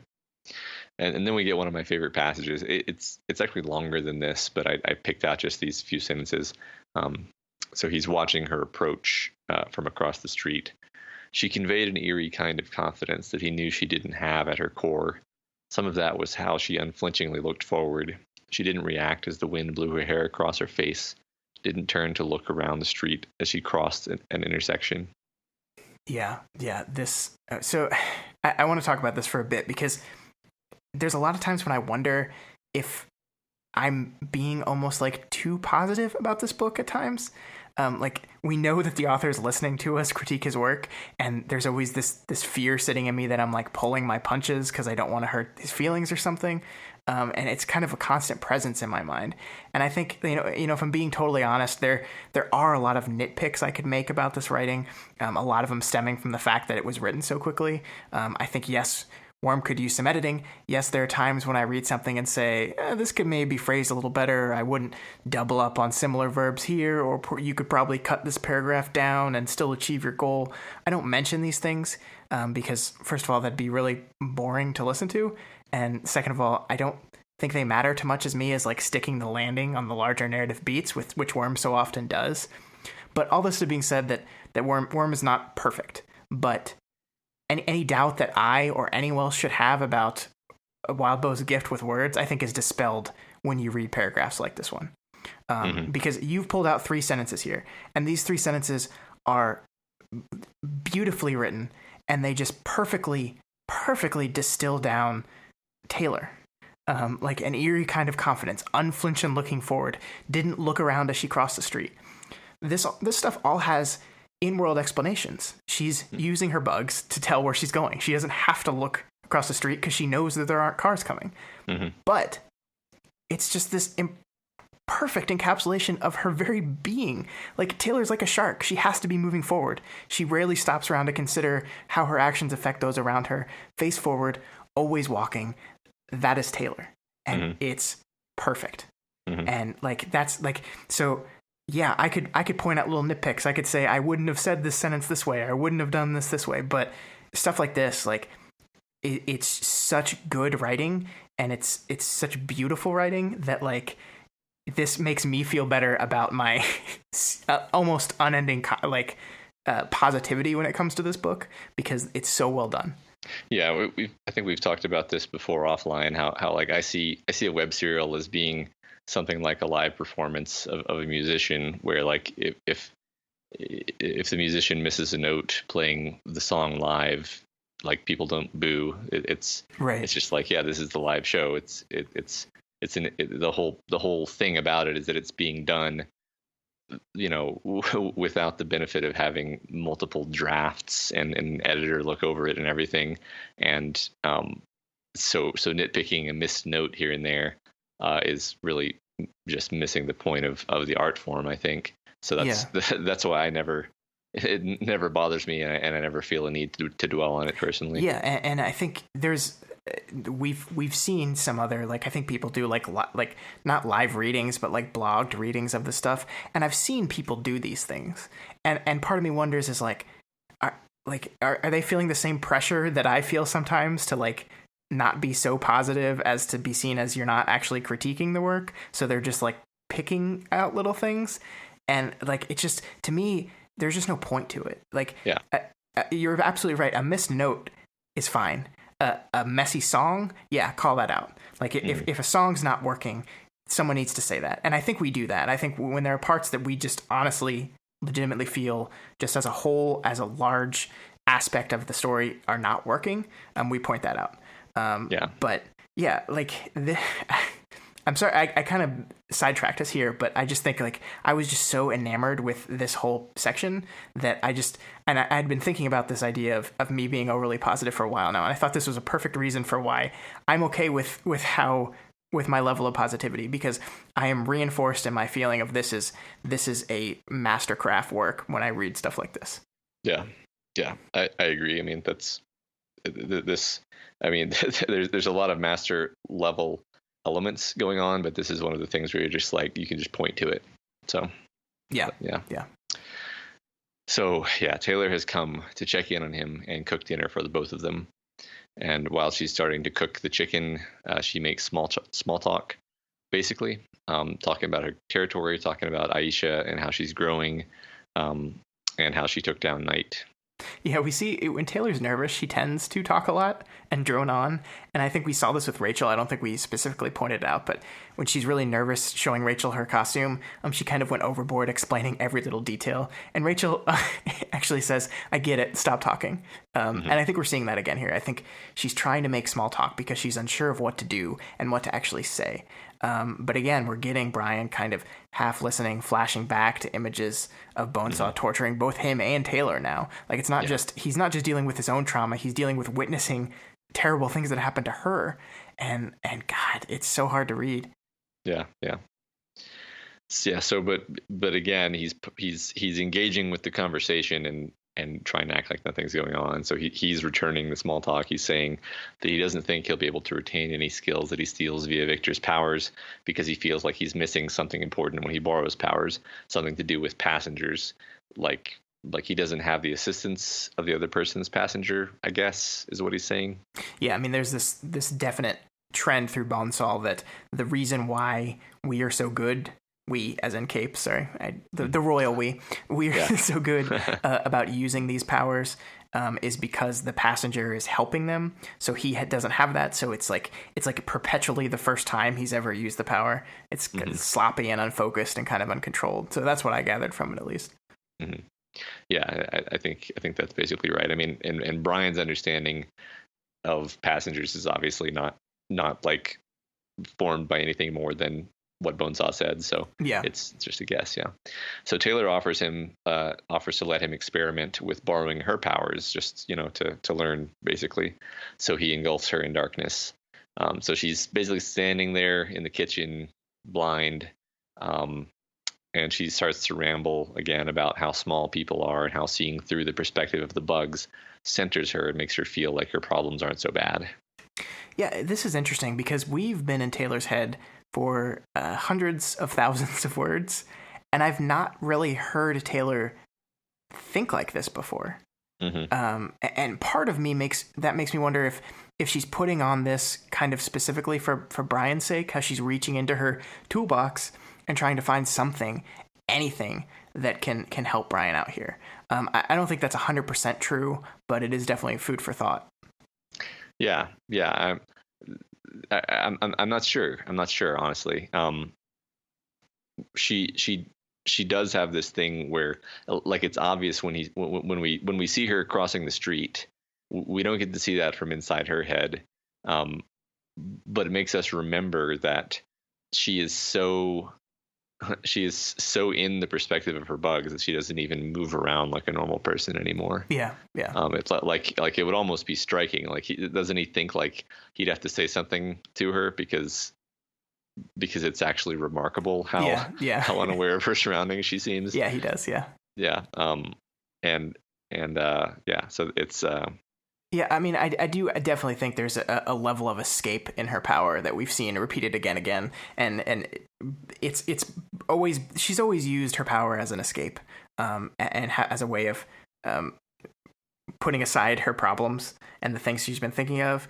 Before we saw it more with her being Skitter, but yeah, we're absolutely seeing it as more just being in the perspective of her bugs constantly, is removing her from herself a little bit. So I think that part of it's true. I've just never seen her talk about specifically how it makes you realize how small everyone's problems are. Because, I mean, Taylor, like, her problems are maybe small in perspective, but I don't know if Taylor would actually agree with that. Like, Dinah is the most important thing to her in the world right now, saving this kid. So, I mean, I don't know. I think it she's probably not like just flat out not telling the truth, but it was just very surprising to me because I've never heard her think like this before. Yeah, I think she is trying to comfort him because normally she is flagellating herself with something or other. She's not like, just look at how at one all things in the universe are. Yeah. So Brian, as she's talking, he's watching her, studying her in the darkness. She obviously can't see him.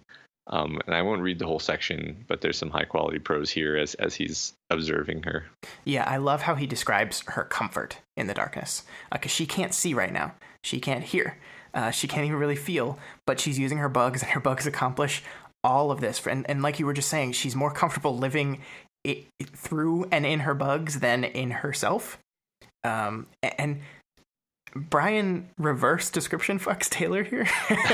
And it's like literally the opposite of what Taylor does, because he's pointing out her flaws. He says she'll never be conventionally attractive, but then he says he could see why someone would learn to appreciate these quirks in her.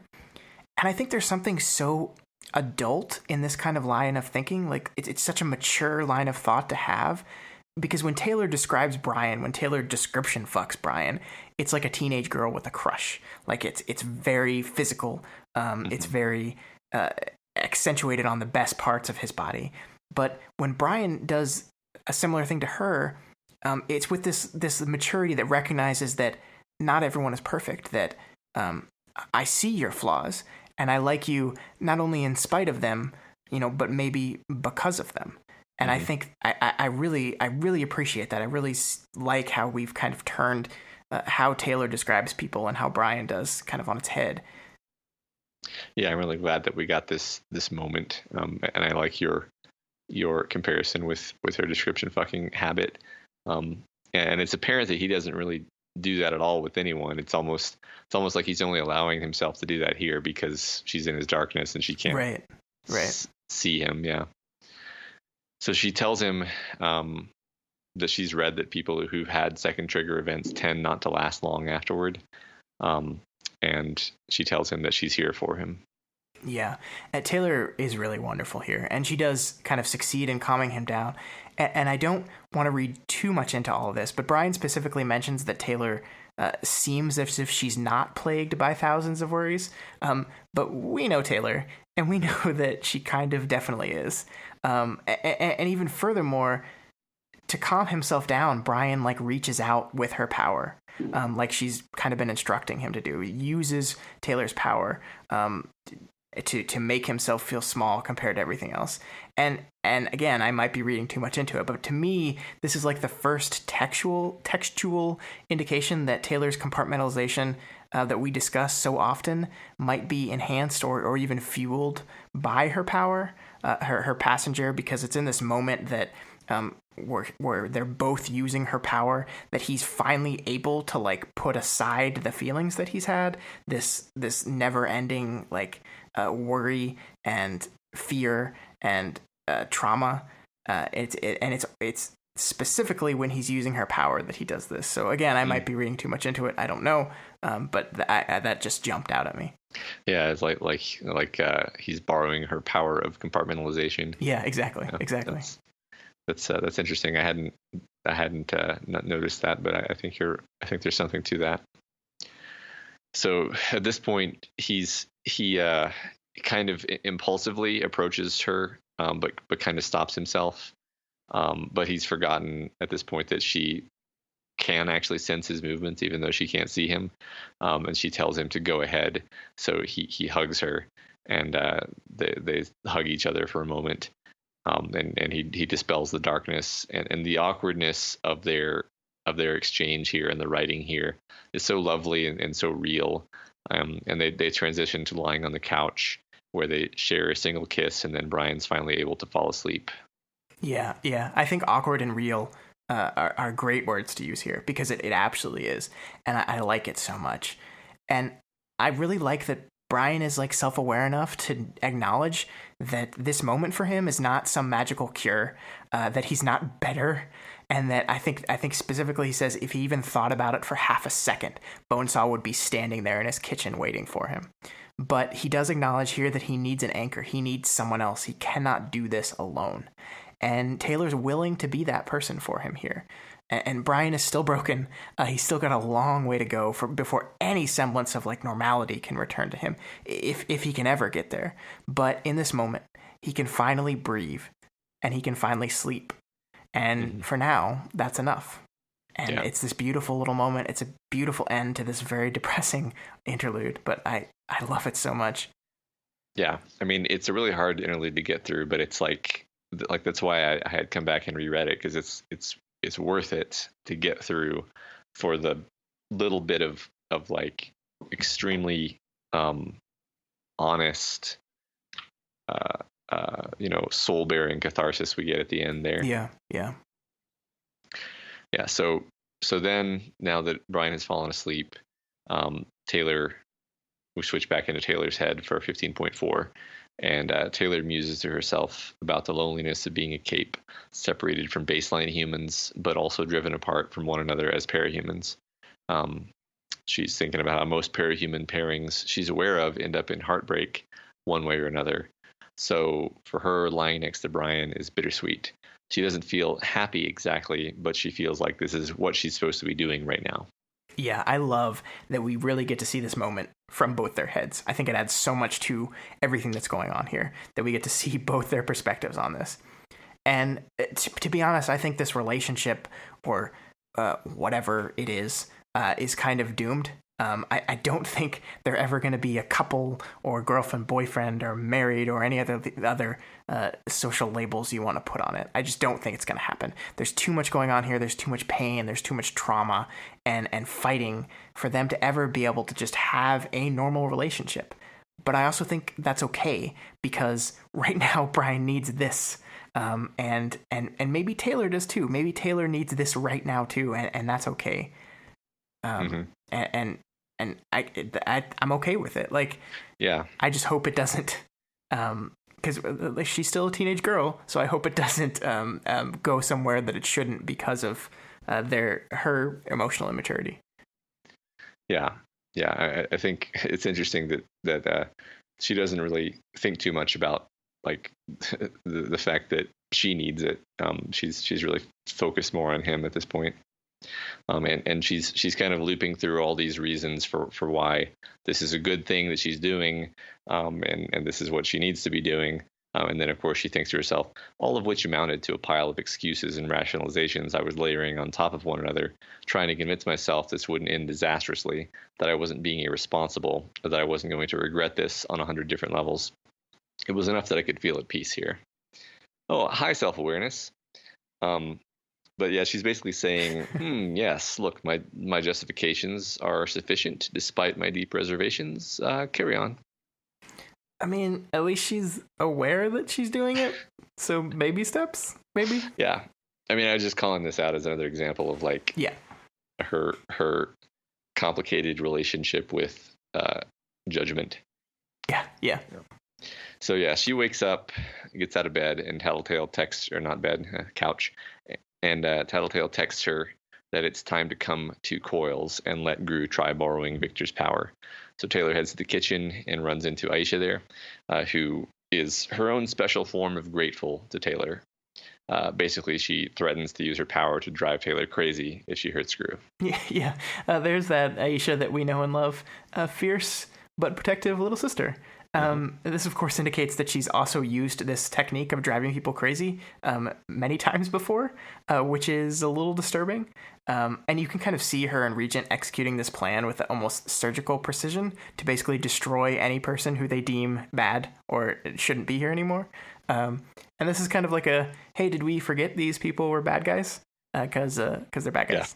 Yeah, right. So Gru comes down and he's being fairly businesslike. He wants to know what the plan is for dealing with Coil. Yeah, but I think his business-like assertiveness is intentional here because we've seen inside his head now, and we know that this is all on some level a ruse and a mask that he's putting up. So I think that's a very specific intentional juxtaposition where we're like, we see you now, Gru. We see what's going on here. We know this isn't real. Yeah, and if anything, he just showed vulnerability to her. So now, like, for his macho self, it's important that he kind of plaster over that with a bit of formality, I think. Right. So yeah, she discusses some of her plans. Plan A, as she calls it, isn't practical. It's mostly just somehow relying on Coil finding Skidder to be so damn valuable that he can't stand to lose her. And she tells him, at this point she tells him the details of Coil's power. I don't know whether to make a big deal of that or not. Tattletale swore her to secrecy, but on the other hand, everyone's kind of in agreement about going against Coil now, so I guess it doesn't matter, probably. Yeah, the text does not treat this as if it's a big, important deal. For my part, I don't think so either. I just think it was a secret until, specifically because they did not know how the rest would react to a takedown Coil plan. So I think I don't think it's supposed to be a big, you've betrayed Lisa thing.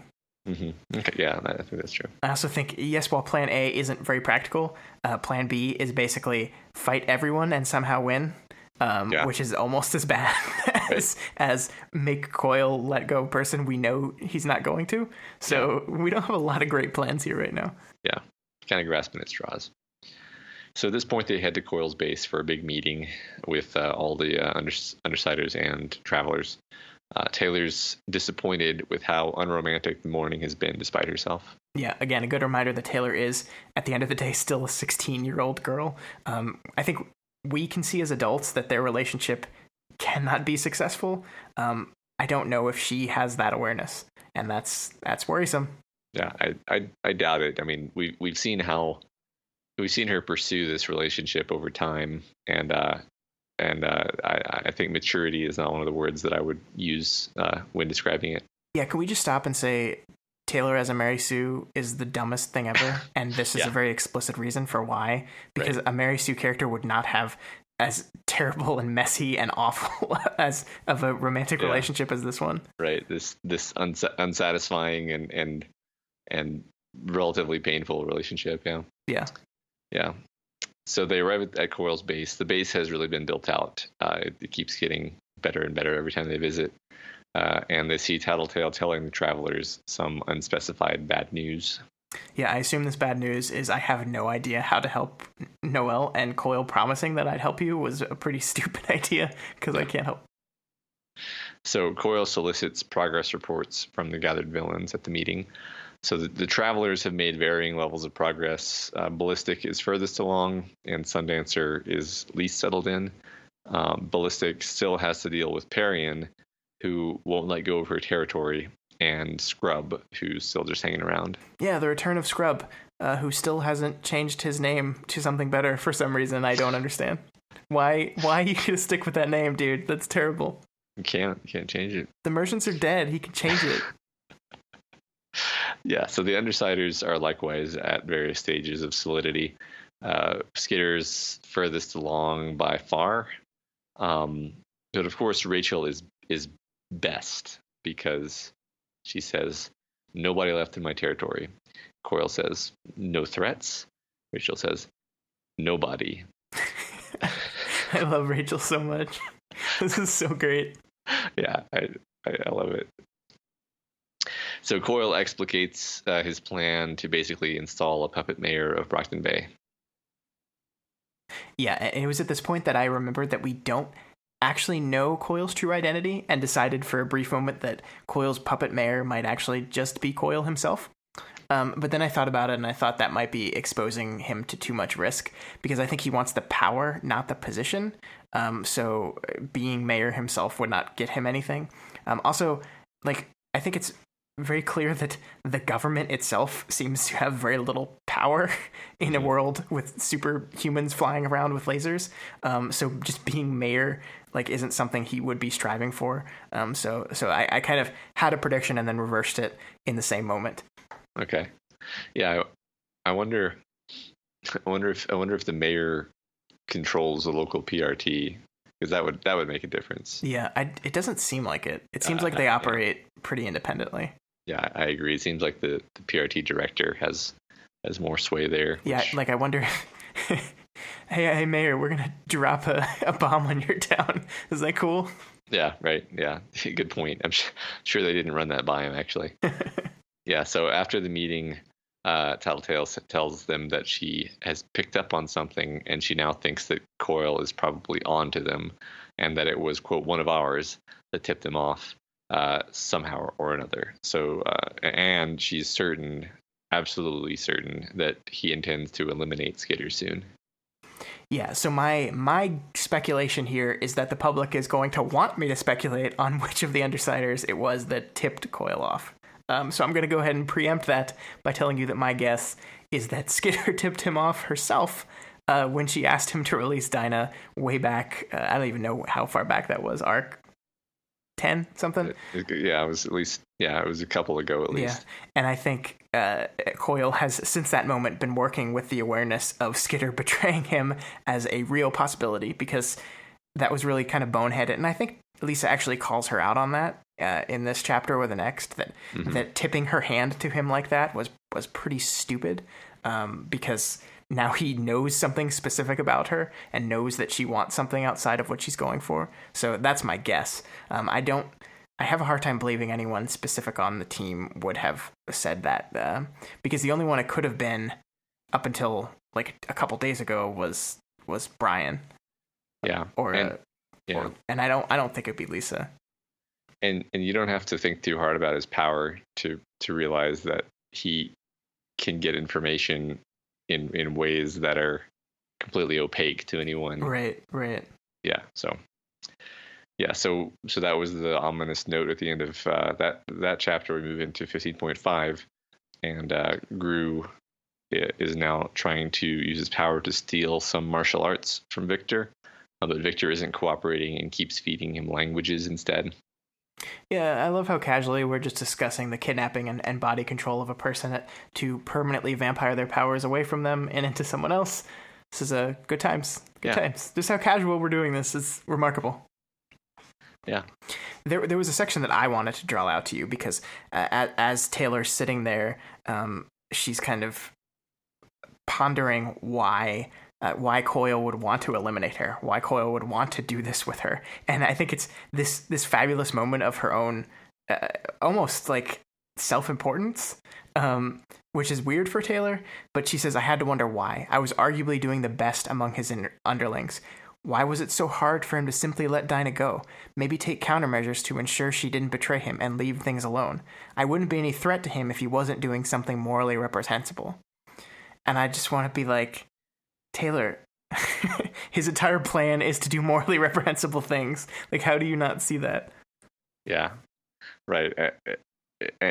Yeah, I mean, she's continually blind to how much value Dinah actually provides him. Right. So right. It's like, between his power and her power, look at what he's accomplished. Why would he even consider that? Yeah, and it's really weird for her, because I mean, she's a self-deprecating type of person. We didn't talk about it, but yeah, in the meeting with Coyle, she says she felt like she was cheating because her power is suited towards this. So she like beats up on herself in that moment. And here is like, look what I'm doing for him. I'm so much better than this small little child. And you're like, like, it's almost as if she can't see that there's obviously some ulterior motive under everything that he's doing. Like, that she's just like accepted that his only plan is, I want to take control of this city. And it's like, come on. Right. Yeah. And she has to be blind to that, because now her goal is to save Dinah, which requires helping Coil. Right. So if Coil's planning something even worse than Dinah being in captivity, then it just becomes an unsolvable problem for her. Yeah. And it's like, in a second, we're going to see them talk about why Coil has so many soldiers. And it's like such this it's very obvious narrative setup here, because we're beginning hint after hint that Coil's goals are not simply control Brockton Bay, because we know he's a Cauldron Cape. We know he bought his powers for them. So he's up to something far more than just that simple thing. And I have no doubt that he's using each and every cape as his employ to further whatever that hidden goal is. And like, again, like you said, we live in this world where we know he's constantly running two versions of everything.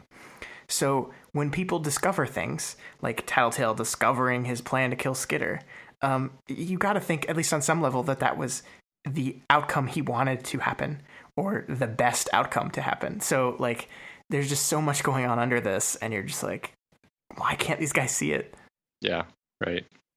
I mean, yeah, they're terrified on some level, I think, because as you said, like, their plans actually suck. So yeah, and there's a feeling we get here of how overmatched they are. Mm-hmm. Like, we haven't really seen this. I mean, they fought really powerful things, but like, yeah, they don't have a plan. Like, he seems to be one step ahead of them at all times. And like, what are they going to do? Yeah.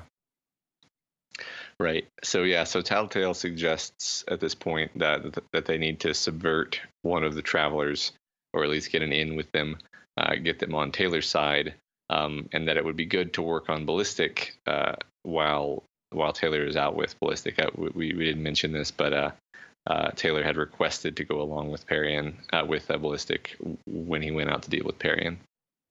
Yeah, my initial read on this plan was that it seems like a serious misread of the specifics of the traveler's relationship. So I was kind of happy when future events kind of indicated that to be true.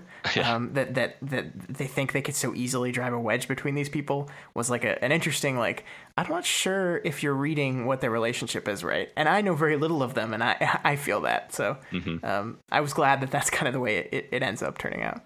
Yeah, I think I had the same sense of them. So she also mentions that the Undersiders are leaning toward making Skitter the team leader, with Gru being emotionally out of commission. I've been saying, Matt, for arcs and arcs and arcs, and Taylor's so characteristically self-deprecating at this moment. Like, I can't do this, I can't do that, even though she's basically been leading the entire group from almost the beginning, just like in a de facto sense. It's a really good moment. I like it. Yeah, me too. So yeah, Ballistic enters and sees them talking, and basically Taylor and Ballistic just don't get along at all. They're talking as they're walking to do their thing, and Taylor is maneuvering on him conversationally, trying to probe him. There's a few words that I picked up. Fine, he left an opening for me to target, which Taylor thinks like this all the time, like using the word target in the sense of like a conversation. So we can't really say that it's Ballistic's fault that the conversation is combative. She's obviously trying to get inside his head. She's being very aggressive, and it's probably a bad tack to take with him specifically, because she ultimately decides that his psychology pivots around setting himself apart from others. Yeah, I agree. And this conversation really works because it is a lot of verbal gamesmanship. There's like a lot of doublespeak going back here, with both sides not really dishing any information, but saying a lot of things. And it's really interesting. And yet she reads him totally wrong. Like, she kind of bungles the conversation from the get-go. And she tries multiple different tactics, and she tries to switch tactics midstream, which is so transparent. Like, he like reads into it almost immediately. Yeah, it's really nice when someone other than the protagonist is clever, and I mean, this really isn't her strong suit. So. Yeah, no, not at all. Yeah. He does tip his hand a little bit regarding the inner workings of the Travelers. He tells her that, to his mind at least, Trickster took everything from us. Yeah, and I am dying for the reveal on what the deal with these guys are. At this point, we know Noelle was their leader at some point.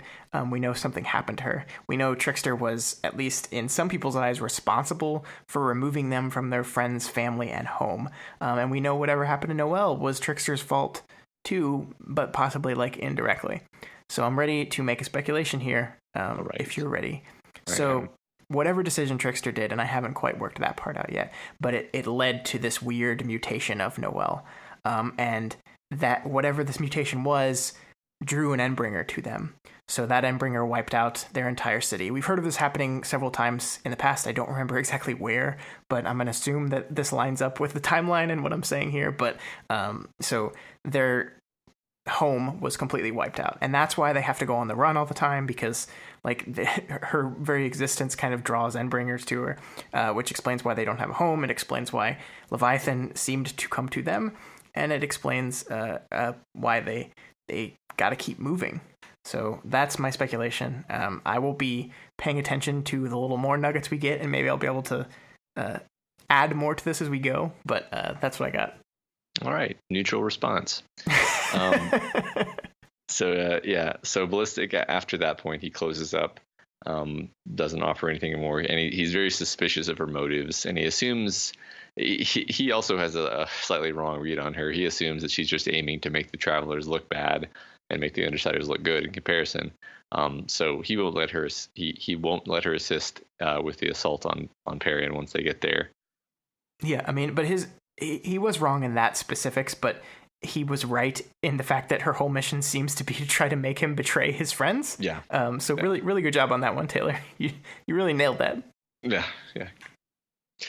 So and then she proceeds to be stand up by going behind his back and warns Parian with her bugs that something is up, and then she sneaks into Parian's building and meets up with her as Ballistic blows apart her territory outside.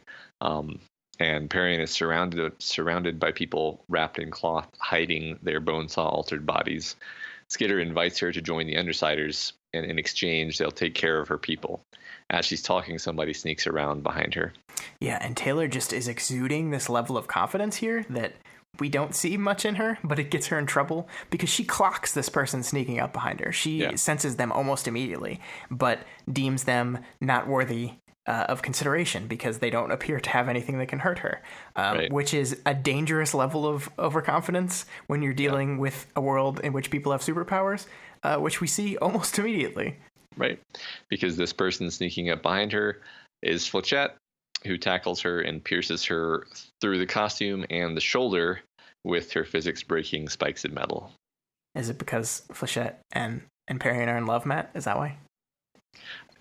I mean, probably. and I love the lady said no. Yeah, yeah. Just, it's really, it is really great. It's a really good moment. And you're just in this, I mean, I'd be lying if I said I saw it coming, but there's obviously a very clear setup with how readily Taylor dismisses this person trying to sneak up on her. And it's a really good moment. It's a tough moment to end the week on, but it's a good one too, because it's a pretty natural cliffhanger. And I think the first half of this arc was very much set up, and we're going to be moving into the execution of a lot of things we talked about in the first half. So in that sense, it is a good place to end. But I'm anxious to see what's going to happen here because she's in quite a pickle now. She's very, very seriously injured in her arm. This is an unusually bad injury, even by Worm standards for Taylor. Yeah. Yeah, and I like this notion of breaking up the story into books, because, in a certain light, you can look at a given arc, maybe for example, maybe this arc, I don't honestly remember exactly what happens where, but you might look at this arc as a whole and say less happens in it. But I think the correct lens is to say, well, this is a setup arc for this coming multi-arc, quote unquote book. and so you can't you can't and shouldn't actually expect a constant, steady bead of plot intensity at all times, because it's really this sinusoidal setting up things and then reaping the benefit of them, and then letting things relax again, setting them up again. That's the strength of this form of storytelling, I think. Yeah, and it would get boring, I think, any other way. And I think the reason why those other sections work so well is because of the time it takes to set up stuff like this, because we're doing a lot of character work in these sections. Like we said at the beginning of the episode, we're dealing with characters and their bonds to each other, and how they're growing together, and how in some cases they're growing apart, and how the conflicts within the group and outside the group are testing those relationships. And that's what we're setting up, and that's what we're exploring so far in this arc. And it makes the character moments that we're going to see in the future land better when you have a clear grasp on what each character wants, what they need, and who's standing in their way of those things. And that's setup is so necessary, and it's so important, and it's the part that's so often rushed. And I love that we get a lot of it here, and I love that it still manages to be engaging on its own, even though it is just trying to set up things in the future. Yeah, that's absolutely a skill of Wild Bows that I am always like mining and trying to understand, basically. Yeah. All right, Scott, that was arc 15 part 1. Let's move on into your speculations. All right. So oddly enough, so far none of my old speculations were proven right or wrong this week. We saw Flechette with Parian, but my speculation was stupidly specific, so I'll have to wait for confirmation of. I think I specifically said she would leave the wards to join Parian. I don't know if that's true or not yet. Sometimes I get overly specific and it ends up biting me in the ass, but we'll hold off on that one. But nothing else was proven or not proven this week, so nothing on that front.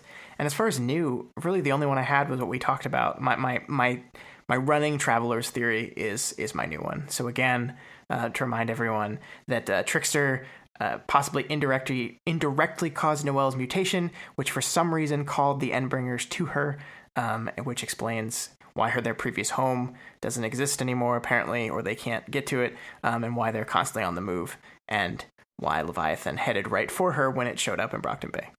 So that's all I got. Yeah, okay. Well, yeah, that'll wrap up part 1 of our coverage of Arc 15, Colony. I hope everyone enjoyed our discussion and hearing Scott's reactions, and as always, we appreciate your feedback, and we're trying to always improve. So let us know if you have any advice, questions, or thoughts on this week's episode. Yeah, you can reach us via email at gotwormpod@gmail.com or on Twitter @gotwormpod. Because I'll be out of town for these couple weeks, I will not be doing my usual live tweet, so if you're following me to look for that, I'm sorry. I will resume again in August. But you can follow my personal Twitter @ScottDaily85, that's DALY, and Matt's @MoreDinamail. Yep. If you're not already subscribed to We've Got Worm, we strongly recommend you do so and never miss an episode. You can find us on iTunes, YouTube, Stitcher, Google Play, and pretty much anywhere else in the world that you can listen to podcasts. And as always, you can find this, all the other podcasts we do, and all of our writing, essays, film, and TV criticism, and more at dailyplanetfilms.com. We also have a Patreon page, patreon.com/dailyplanetfilms. If you like what we do here and want to help make sure that we keep doing more, please consider donating $1 a month or whatever else you can afford. Reminder that this episode was recorded well in advance, so if you've become a patron in the last week or so, we will have to hit you up when Scott returns from his vacation. Yes, and I hope future me is enjoying Scandinavia very much. Yes, hi, future Scott, hi. Hi, me. And while you're over at Patreon, make sure you stop by Wild Bow's page and toss some money there, because he's the guy that makes this whole thing possible. And as always, if you can't spare any extra cash, we do completely understand. There are still tons of ways to help us out. You can climb on top of a mountain and scream about We've Got Worm for everyone to hear. Mm-hmm. Or you can just tell your friends, whichever is easier. If you are listening via iTunes and can take a quick second to rate and review us, that would be a huge help. Today's review comes from Lace Prison Queen, who gives us 5 stars and says, I'm not typically the kind of person who listens to a lot of podcasts, mainly for practical reasons related to annoying the hell out of my housemates. So I didn't pay much attention to the series when it first came out until there really started being a noticeable quantity of discussion surrounding it, maybe 10 episodes in or so. Finally decided to give it a shot, and I don't even remotely regret it, despite the inconvenience of format. Really nice to hear some other perspectives on Worm, especially ones that can examine and critique the stories in an interesting and meaningful way without falling victim to the excessive praise, endless hate dichotomy that you sometimes get. Worth checking out if you're into Worm, even if you're feeling uncertain about it, as I was. Thank you so much for these kind words. I'm glad we don't come off as excessively praising. Sometimes, like I said, sometimes I do worry about that. But might I suggest some headphones to solve the annoying your housemates problem? Because you can use those to listen to podcasts. Yeah, and you can also listen to us at a multiplier of our speaking speed, which makes us sound much faster, and that lessens the annoyance on anyone who may be listening. I don't know if we said that before, but at 1.5 times speed, I sound way smarter. So yeah. I recommend everyone listen to me at that speed. Yeah, I mean, I can't even listen to myself at normal speed. We sound drunk at normal speed to me now. I can't. Yeah, I can't handle it. No, it's embarrassing. Actually, I wish that we could prevent people from ever listening to us at normal speed. Yeah. So, yes, thanks for the kind words. I especially consider it a compliment when the format is inconvenient, yet people still find it valuable. Yeah, me too.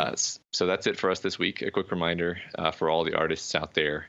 Our first We've Got Worm Patreon-supported fan art contest is currently running. Click the link in the description for details and get creating. We'll see you all next week when we wrap up Arc 15. Bye-bye.